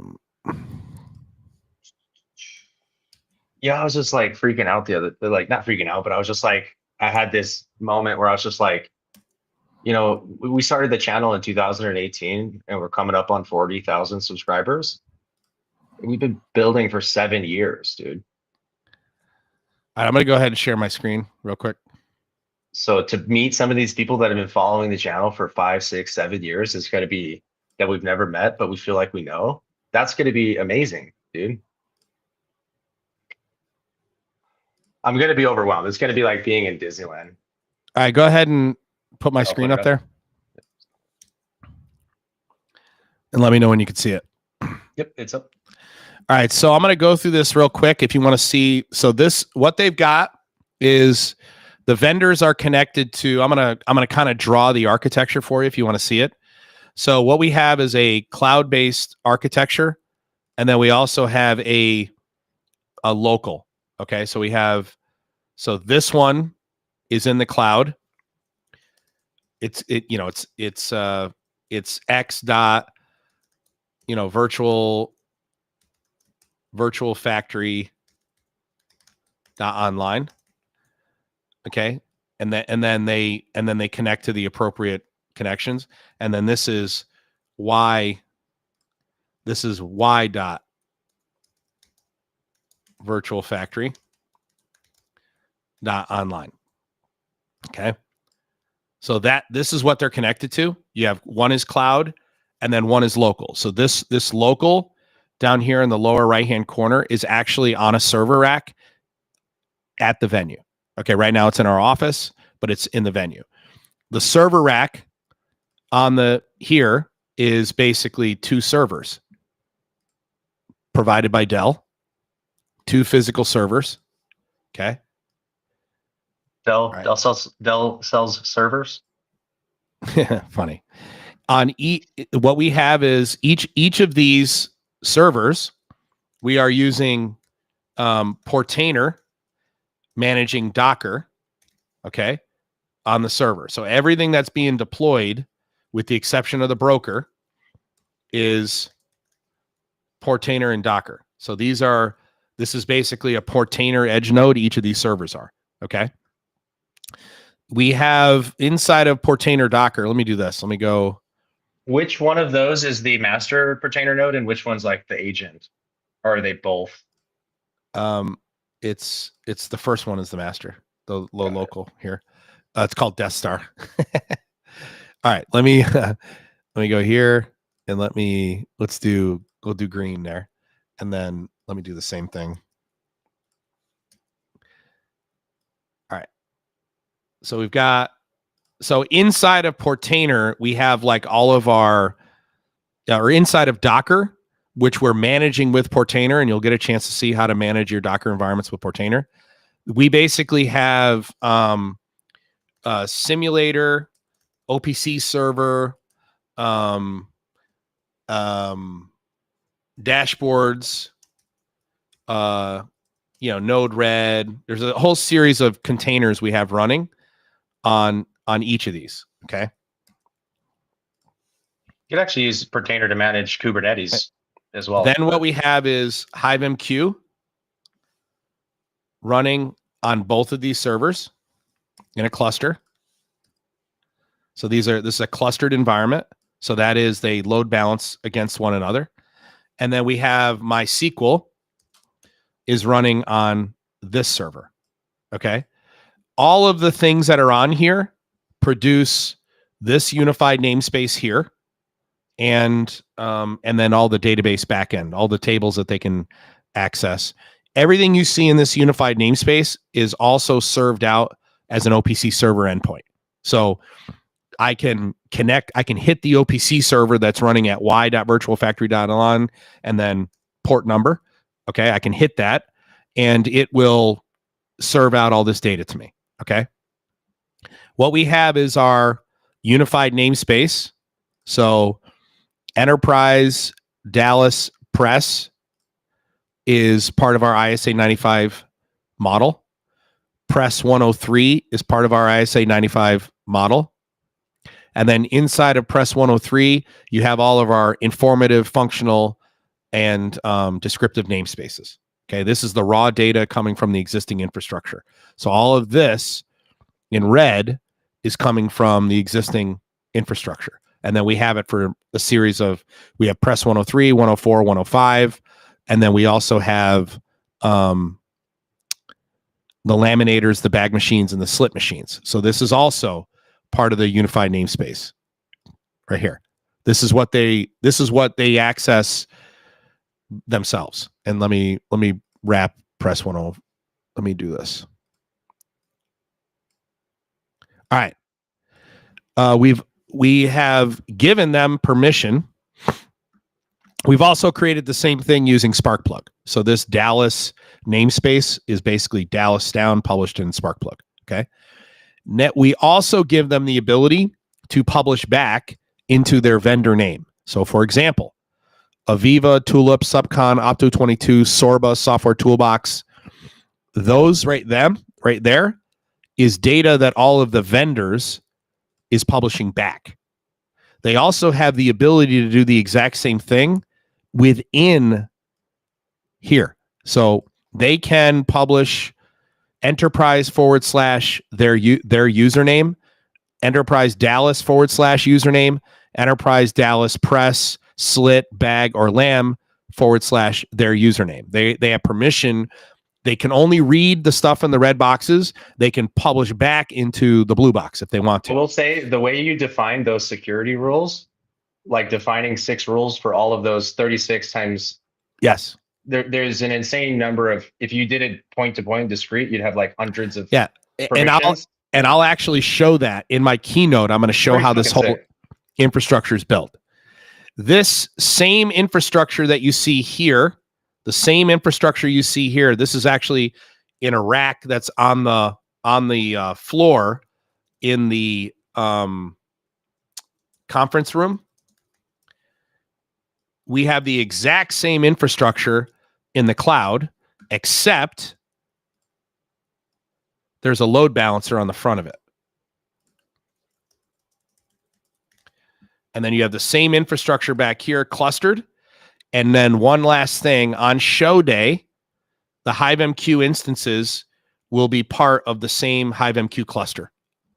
So if somebody publishes something into the cloud, it's going to get synced to the broker namespaces on the plant floor, and then vice versa. If they publish to the floor, it's going to get synced to the cloud. You're going to learn a lot about HiveMQ just by them being there. And let me say this. I want to put this out here. HiveMQ's been invaluable. We're using the enterprise security module from HiveMQ, which is unique to HiveMQ. And then it's basically, and then we're using the MySQL connector. So all of the permissions, the roles, the users, and the rules, the access control limits are all being managed in SQL. I have built a front end for managing that in Ignition. I'm going to show that during my keynote address. So I'm going to show you how we are managing even the users and how quickly I can take a user, create a completely new permission for them to either be able to read only, publish, all the limitations, like, hey, they can only publish into this namespace, quality of service 0. We don't allow them to publish retained values. I'm going to show you how we're managing 36 vendors all publishing into the same common infrastructure where there's already a manufacturing facility running there. And they can consume that data, they can generate new data, and we're giving them permission. This is Inductive Automation Cirrus Link publishing inside of the press area, similar to the same way Opto22, Software Toolbox, and Maintenance is. So they have consumed from the red and published back to the blue. Creating an ecosystem of nodes. An ecosystem of nodes, yes. Anyway, that's let me ask you this. How has it, are you done sharing or? Yeah, I'm going to stop sharing. Yep, go ahead. How has it been for you being the architect and really doing most of the development, if not all of it, for this infrastructure? How has that been for you? Has it been fun? I would say learning. I would say this. It has been enlightening to me. It's a lot of work. I am the architect of this solution. There's nobody else who's been doing any of the we have other technical advisors, Michael and Matt from Intellic, The client that we're using is an Intellic client. So the virtual factory we created, I would say this, the end user who's allowing us to use their manufacturing facility, there was a lot of data that had to be obfuscated. So obviously there was intellectual property in their unified namespace that we had to take out. So, but we left the topics in there, and then we just replaced the payloads with so like, for example, in their scheduler, if we had left the data for their schedule in there, it would contain intellectual property about their customers, how the customers build their product. I mean, you could like basically take that and go to a competitor, right? So we had to replace there's 8,000 topics we had to go through one by one and make sure there was no intellectual property in there before we started publishing it to all 36 of these vendors in this common infrastructure. So what we did was we replaced all the intellectual property with like a dummy topic so that the vendor would know, oh, something I might have been looking for. For example, I may have wanted the order of operations. Where is that? It may have lived inside this payload and I don't have access to it. Therefore, it is something I'll have to create. I'll have to simulate. Bill of materials was another one. Yeah, bill of materials was a big one. We could not give them the bill of materials, and a lot of people would ask for it. So they would have to kind of create their own BOM. You know, the end users had they had a tough job. They had to learn how this operation works. And, I wrote documentation around it. I'm going to read the documentation here in a second. And they got the rules. They had to learn how it worked. Then they had to peruse the data, figure out what was usable, what was not usable, what was incomplete, and then fill in the gaps. Then pick a problem. Okay, I am Maintenance. I primarily focus on preventative maintenance and real-time maintenance of assets. What is a problem I think this end user would have that I could solve with the infrastructure that's been given to me? And then they defined it. Here's a problem we typically solve in the first 12 to 16 weeks. Here's our solution. They build it, they solve it, then they go, this is how long it took and this is how much it cost. Let me read the documentation the vendor's been given, and then we'll let you guys, I'll answer any questions.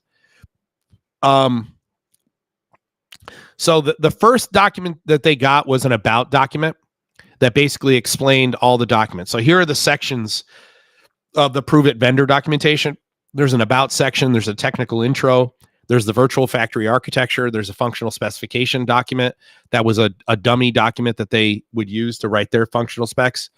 There was a first infrastructure test that they would use to connect to the virtual factory. It was just a dummy data and everything. And then there's the data documentation, which is comprehensive but incomplete on purpose. All right. I'm going to read to you the about document and the technical intro. Okay. So in the about document, we have an about section that says, this documentation serves as a comprehensive guide for vendors participating in the ProveIt conference.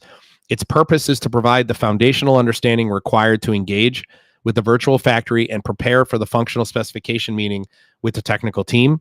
Vendors will use this document alongside their functional spec to build and present their solution at the conference. The virtual factory architecture is modeled on a flexible packaging manufacturer, and vendors will interact with it through various systems and data sources.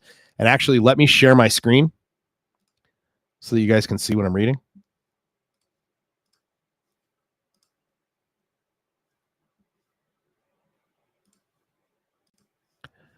All right. You can see that? Yep. All right. So the technical intro. This section introduces the ProveIt conference and the role of the virtual factory. It includes an overhead view of the factory's layout, providing vendors with a clear understanding of the simulated environment they'll work within. The image below offers an overview of the entire virtual factory, highlighting the key operations areas. And then it's basically press area, lamination area, slitting area, bagging area. This manufacturer makes flexible packaging. The virtual factory architecture. This section breaks down the virtual factory into distinct operational areas: press area, lamination, slit, and bag. Each area represents a specific process within the manufacturing facility. The image below illustrates these segmented areas, providing a clear view of how the factory is structured and where each operation takes place. This will help vendors plan their integrations accordingly. And so if you look, I think I closed the OneNote, but if you look at the unified namespace, it is enterprise, Dallas, press area, laminator area, slit area, bag area, and then namespaces for each of the individual assets. Okay. Functional spec is the document that they use to write there. So what is ProveIt? I'm going to read this document. So ProveIt is an industry-focused conference where vendors showcase solutions by integrating their hardware and software into a simulated manufacturing environment. Vendors connect their technology to a virtual factory, solving real-world challenges and demonstrating the value of their offerings in front of a live audience. The goals of the conference. The conference aims to create a collaborative environment where vendors can prove their solutions in action. By connecting to a unified namespace and addressing common manufacturing challenges, vendors will showcase practical, innovative approaches that improve manufacturing processes. What is our virtual factory? The ProveIt virtual factory is modeled after a real-life flexible packaging manufacturer, simulating the data and operations infrastructure. Vendors will interact with the factory using data from SQL, MQTT, and OPC sources. The factory is divided into operational areas, press, lamination, slit, and bag, to provide a real-world manufacturing environment for solution. How will you be using? They're going to connect to the UNS. Requirements. Solutions must integrate to and from the virtual factory UNS. Any new or created data and information must be published back to the UNS. You must use your own solution or service, but may leverage third-party tools you do not offer as part of your solution. You must connect to the infrastructure at the conference. You must have fun. Then there's a timeline, and then there's an explanation on presenting. You will have 45 minutes on stage. 20 to 30 minutes will be allocated for presenting your solution, and 15 to 25 minutes for answering audience questions. There will be 2 stages running simultaneously. While you present on one stage, the next vendor will be setting up on the other. After each session, there will be a 15-minute break before the next presentation starts. What questions will you answer? So during your presentation, you will answer the following questions. What problem did you solve? How did you solve it? How long did it take to implement? And if a manufacturer wanted the solution, how much would it generally cost? This structure ensures that your presentation clearly communicates the real-world impact and feasibility of your solution. And what are our primary goals? We want to demonstrate integration to and from a unified namespace. We want to solve a real-world problem that manufacturers can relate to. We want to illustrate what it takes to solve this type of problem. We want to quantify how much this type of solution generally costs, and we want to educate manufacturers on the art of the possible.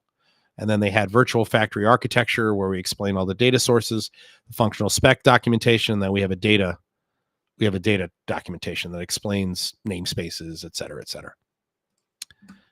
All right. Any questions? I know I'm going forever, but we're an hour and 42. Then we'll do the last hot takes on ProveIt vendors. Yes. Silver and gold. Oh, we need to. Yes.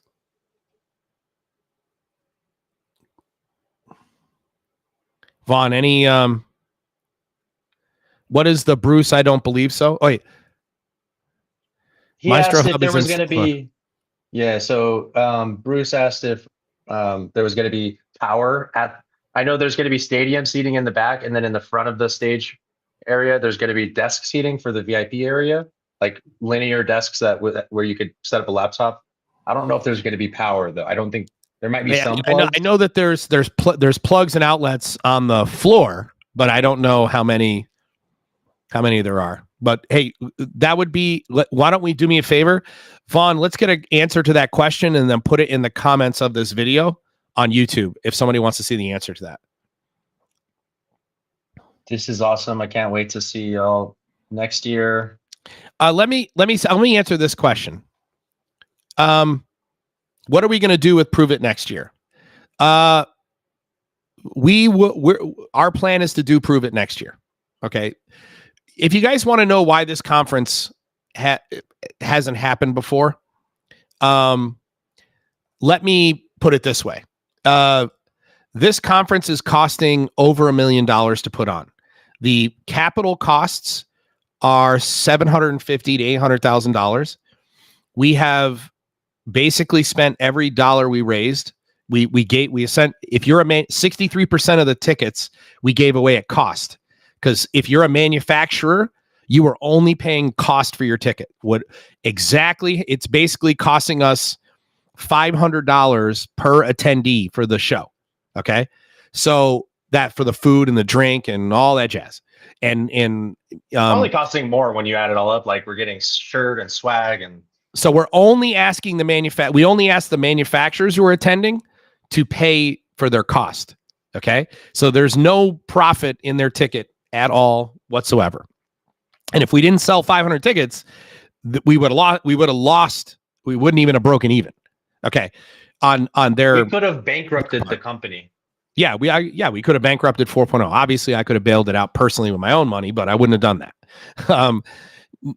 Number two, we've raised basically $750,000, $800,000 in ticket sales, sponsorships, all the stuff I think we've raised that kind of money. I haven't looked at the money, but I know it's an incredible amount of money. Yeah, I know that what we've done is when it's all said and done, we will hopefully have about $50,000 to $100,000 to use on next year's show. So to use as the down payments for next year's show. This year, I had to outlay all of the money myself, personally. Hopefully, we have $50,000 to $100,000 to lay out for next year's show. Right now, the plan is to do ProveIt 2026.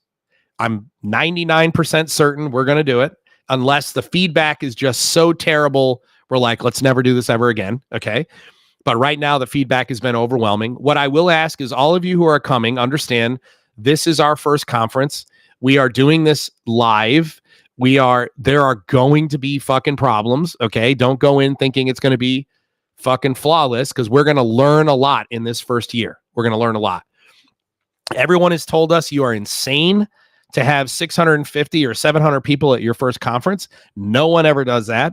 Most people have 100 people at most. Even the venue has told us no one is ever sold out their first show. No one's ever sold out the whole hotel. No one's ever done that. Like, well, you guys are literally the first people to ever do it. So, but here's which would not have happened without the community. Yeah, the community has here's been my fear. I don't want this to be the Walker show. This is why we have Amy and Jeff as MCs. This is why we have Emma Roloff speaking. This is why we have Arlen Nipper and Matt Paris in the fireside chat. I play a big role, and I'm going to give a very long keynote address in my own ProveIt session.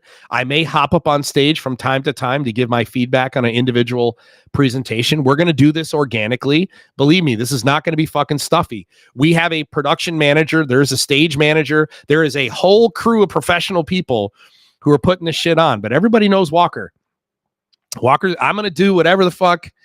If I think the audience wants X, Y, or Z, we're going to do X, Y, and Z. That's what's going to happen.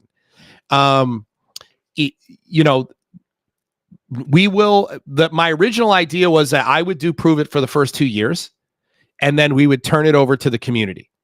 Maybe 4.0 Solutions still does it, but instead of having Walker give the keynote, now what we do is we bring in somebody else, and me personally, I'm not such a huge role on the front end of it.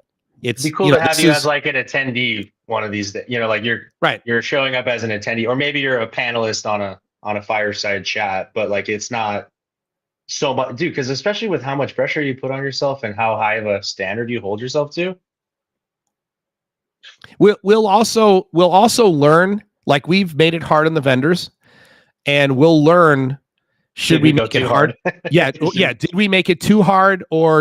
So should we make it easier on the vendors next year, or should we make it harder? We're going to learn that. Or did we do it just right? I actually think we did it just right. If you look, we're going to have 20 presentations, I think, that are going to fucking blow people away. We're going to have 10 to 12 that everyone's going to be impressed, but they're not going to be blown away. And we're going to have 4 to 6 where I think people are going to go, eek. You know what I mean? And the real question is going to be, how do those vendors respond? Are those vendors going to, blame me? Or are they going to be like, Walker's a fucking tool? Or, will ProveIt always be in Dallas? It's a good question. I'll say this. My understanding is, as long as Dell is a sponsor, pretty nice here. As long as Dell is a sponsor, our promise is to keep it in Texas. We had pitched the idea of doing Denver. but Dell did say, hey, if we're going to sponsor it, we want it to be in Texas. All the sponsors will have the opportunity of first right of refusal for next year's sponsorship. So Hold once on, Josh is calling me. this What's up, conference dude? ends, I'm doing a podcast right now. I'm live. Oh, I didn't realize you were still live. Do you need? yeah. So if you have if you're a sponsor for this year, our goal is to have over 80%, ideally 90% of the sponsors, sign up again to be a sponsor for the next year's show. So if we deliver value, they get value from it, then hopefully, there wouldn't be any reason why they wouldn't want to put the deposit down for, securing their spot as a 2026 sponsor. Fucking 2026 sounds crazy just saying it. Yeah, we're also looking to do have new sponsors. So if we did, bumping up on 750 attendees and 35 sponsors this year, I mean, imagine what we could do next year. We could have 1,000 plus attendees. We could have 50 sponsors. Like, one of the things I think we realized was, like, at the end of the day, for a conference venue, you're kind of just selling real estate. You're selling square footage. So the bigger venue you can get, the more the unit economics start to make sense, because then the larger the venue is, the cheaper it is per square foot. So you could really, you've seen some of these massive trade shows like CES or Hannover Messe. Just, you could get a booth there, and you could just get a small booth for a small investment, or you could get a massive, you could get half the room. So I think having more square footage and being at a larger, I mean, even though our event right here, venue is really large to start with, and we're taking up like the whole space, I think we can go even bigger. Let me say, dedicated conference center, Yeah. Did you unmute me? I'm back on, right? Yeah. Sorry about that. I had to. So let me say this piece, and then we'll close it out at the top of the hour. We'll go 8 more minutes. We got to do the hot takes. Yeah, we need to go through the vendors. We need to go through the rest of the vendors. Let's say your piece, and we'll go. Yeah, let me say this. Westin Galleria has been phenomenal. Okay, Westin it's a Marriott property. They have been fucking incredible. It would be really hard for me if we decided to go to 1,000 people next year. I think we would do Westin Galleria again because of just how good they've been to us. Also, the venue is incredible. Like, the next step is to go to the Gaylord Texan, which is just a massive conference center. We'd become a little fish there. This is kind of the perfect scenario where Westin Galleria is connected to the Galleria Mall in Dallas. Literally, you just walk out into a 4-story gallery. I think it's the largest mall in the whole state. It's Galleria Mall is sick. I mean, it's fucking awesome. It's a great venue. Like, we're just in an amazing venue. I remember taking a girl out to a date there at the Cheesecake Factory. Yeah. And what'd you say to me, Black? What'd you say to me? You said if the date goes well, just take her straight up to the West. Just take her up to the Westin. Yeah. So it's an incredible venue, and I think I'm definitely, obviously we'll allow Tanya to do her postmortem afterwards. We'll obviously take surveys from everybody again and get feedback. I think the team has done a phenomenal job, and I think people are going to be blown away. There's no question. But my standards are very high, and I'm going to want the critical feedback, and then I want to incorporate any critiquing into improvement for the next year. Let me say this. We ended up with, I think, something like 70 vendors wanted to participate, and we could only do 36. Okay. And that might be the big reason we would jump to a bigger venue, is because we can't accommodate much more than 35 vendors, 40 vendors at the most at this venue. That would be the only reason we really jumped. Or if it just sucked. But we had significant amount of vendors that wanted to come that we had to say, no, we don't have the space. So that's where I was like, if it goes well, we could easily double it. Next year, the virtual factory is going to be life sciences, almost certainly. All right, let me share the advantage of next year is it gives us the next 3 months after the show to build the virtual factory for next year. So then vendors could actually look at the data before they made a decision to participate. Whereas this year we were building the virtual factory after they committed it. So yeah, no Luca, plenty of open seats. Yes. All right, let's go. All right. Let's do a quick finish up the through the rest of the venue. sponsors. Yep. We're All doing right, so silver we've done now. all the bronze. So at the bottom going up, Tulip. Yeah, Mark Friedman is fucking slaying it, dude. Mark is the one who's doing tulips. Yeah, he's slaying it. Tulip is really going to get a chance to show off operations platform. Reply Concept and Snowflake. I haven't read their proof of concept. I haven't read their functional specification, but I'm a huge fan of Snowflake, and I fully anticipate that they're gonna slay it. So reply Concept with Remus Pop. So I think it's like Reply is like a global brand, and then Concept is like they're focused on IoT solutions, and they're showing once you have the data in the unified namespace, what do you do with it within Snowflake? Flow software is one of the number one questions we get all the time is, what is the relationship between history, time series, and unified namespace? Believe you me, Flow is going to answer that question once and for all for you. That is a presentation you will not want to miss. Portainer.io. Portainer.io. Portainer's everywhere. At this show, Portainer is everywhere. I mean, for them being a silver sponsor, I cannot tell you how important Portainer is to this fucking infrastructure. Without Portainer, this virtual factory doesn't exist. They should be like, they should have their own category of fucking sponsor. Intellic is playing a huge role in the mastermind session. It's an Intellic engineer. Intellic's Michael Walker and Matt Olson, they are the two other parts of the technical committee. Intellic has put a ton of resources towards putting this show on. And by the way, everything that you are seeing, this virtual factory, this customer, everything I'm going to be presenting was an Intellic integration product. It was an Intellic integration solution, and starting in 2018, Intellic started engaging with this client in September of 2018. Right. Software Toolbox is going to have a big coming out party. If I ask most people what is Software Toolbox, they're going to go, I think they got an LPC server or whatever. You're about to find out what Software Toolbox is really made of. The market is going to understand what they actually are. Ectobox, Kevin Jones, and is going to impress in much in the same way Skellig is going to impress. They're one of the integrators that will stand out at the show. Beat. I haven't looked. I can tell you that based on my conversations with their CEO, they're aiming to please. Opto 22. Opto 20. I mean, listen, I think most of you are going to be blown away by the things that you can do with data from the edge using Opto 22 hardware. Canary. It still remains to be seen what's going to happen there. Canary had some hiccups with OPC data and Sparkplug data, and I haven't had a chance to see. I'll say that Canary Labs is the historian that I use more than any other historian. Still love them, but where they land is an open question right now. IA and Cirrus Link Solutions. I mean, if there's 5 vendors that are going to generate the most buzz, they're one of the 5. All right, let's move on to the 5 gold sponsors. If there's a vendor who's going to surprise you the most, it's going to be Siemens. And here's why.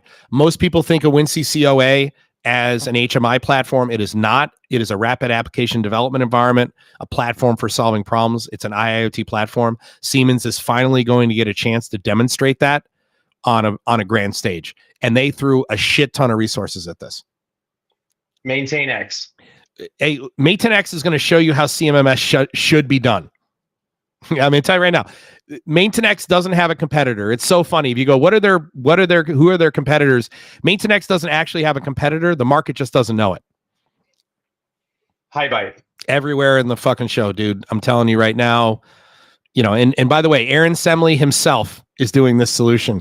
So, if you're not using HiByte already for data operations, I don't know how you're doing enterprise solutions.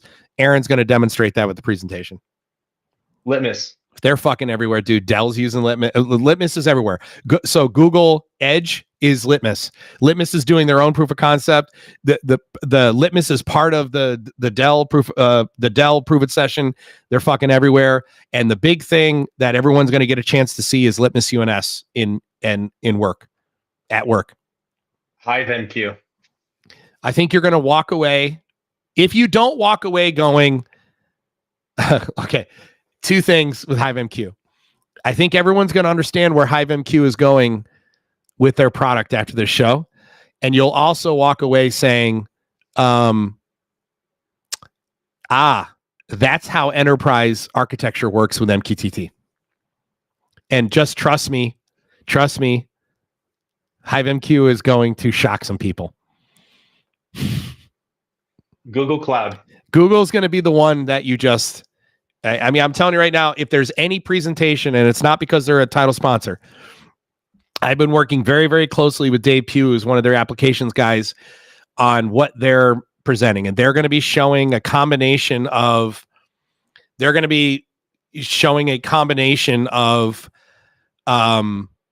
Google Cloud Services, which I'm going to do. I'm going to be incorporating Google Cloud Services into my ProveIt, and then Google's going to show you how to scale enterprise using MDE.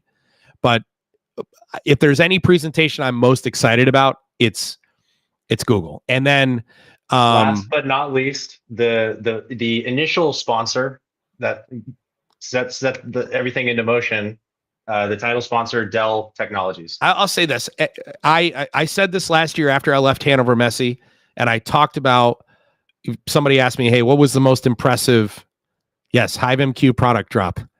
There's a little teaser, Bruce. Yes. HiveMQ has a major fucking announcement next week. Trust me, you are not going to want to, if you're not there, you are going to want to watch the recording. Believe you me.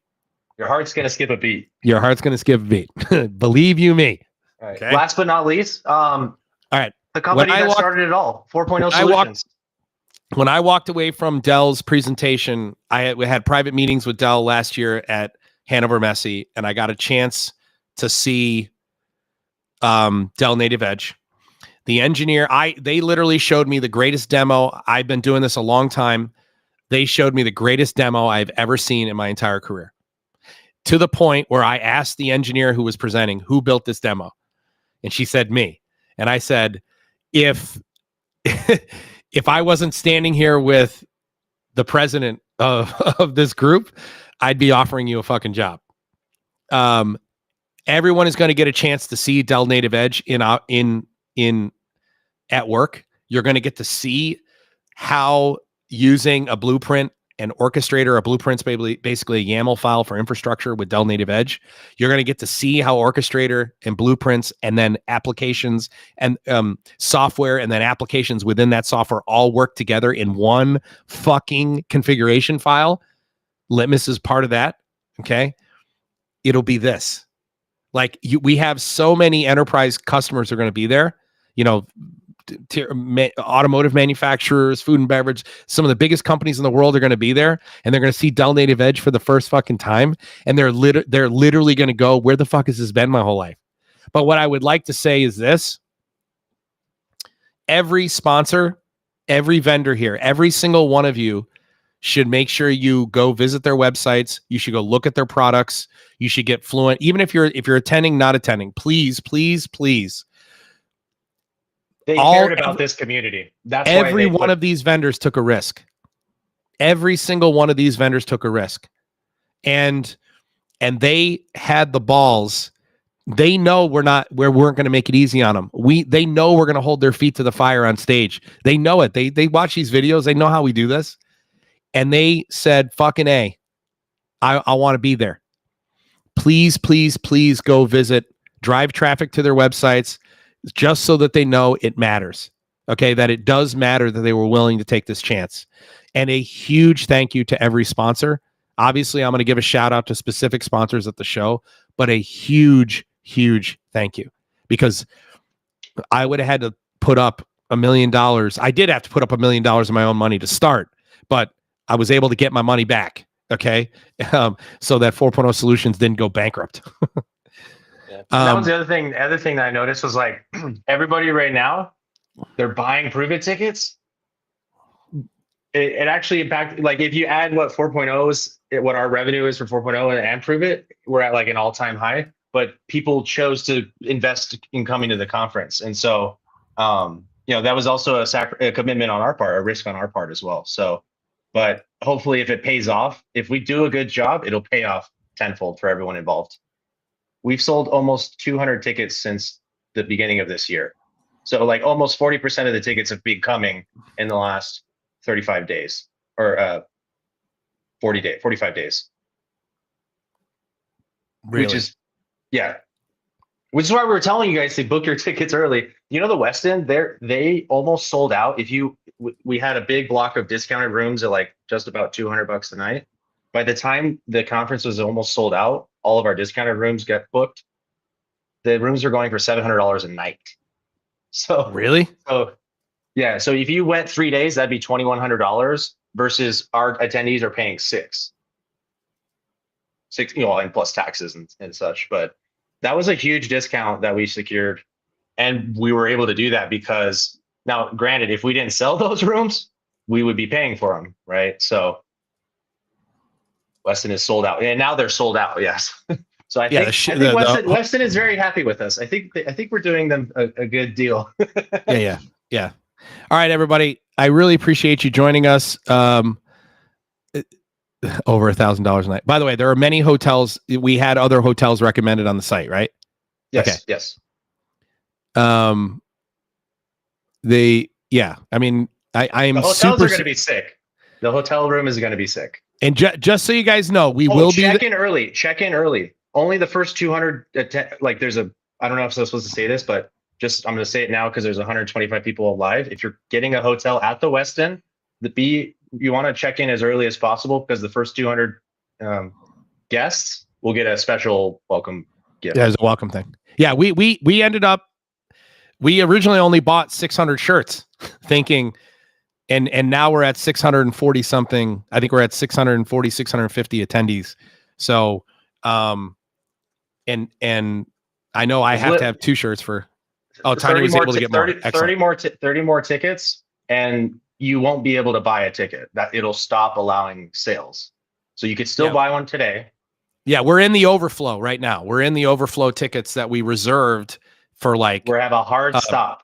Yeah, that we reserved for scholarships and things that if we wanted to, like there's hey, by the way, that lady whose husband's coming, we're taking care of her ticket, right? I mean, if she reaches back out to me, I'm like, hey, I want to send you, but she didn't accept my connection request. I'm like, no, you need to go. Someone needs to get a hold of her. I'll get a hold of her. Awesome. All right, everybody. Thank you for watching. Like, subscribe, comment down below. Vaughn, make sure you clip out that whole section there. We're going to publish that separately on LinkedIn and YouTube, and we'll see you guys in the next one.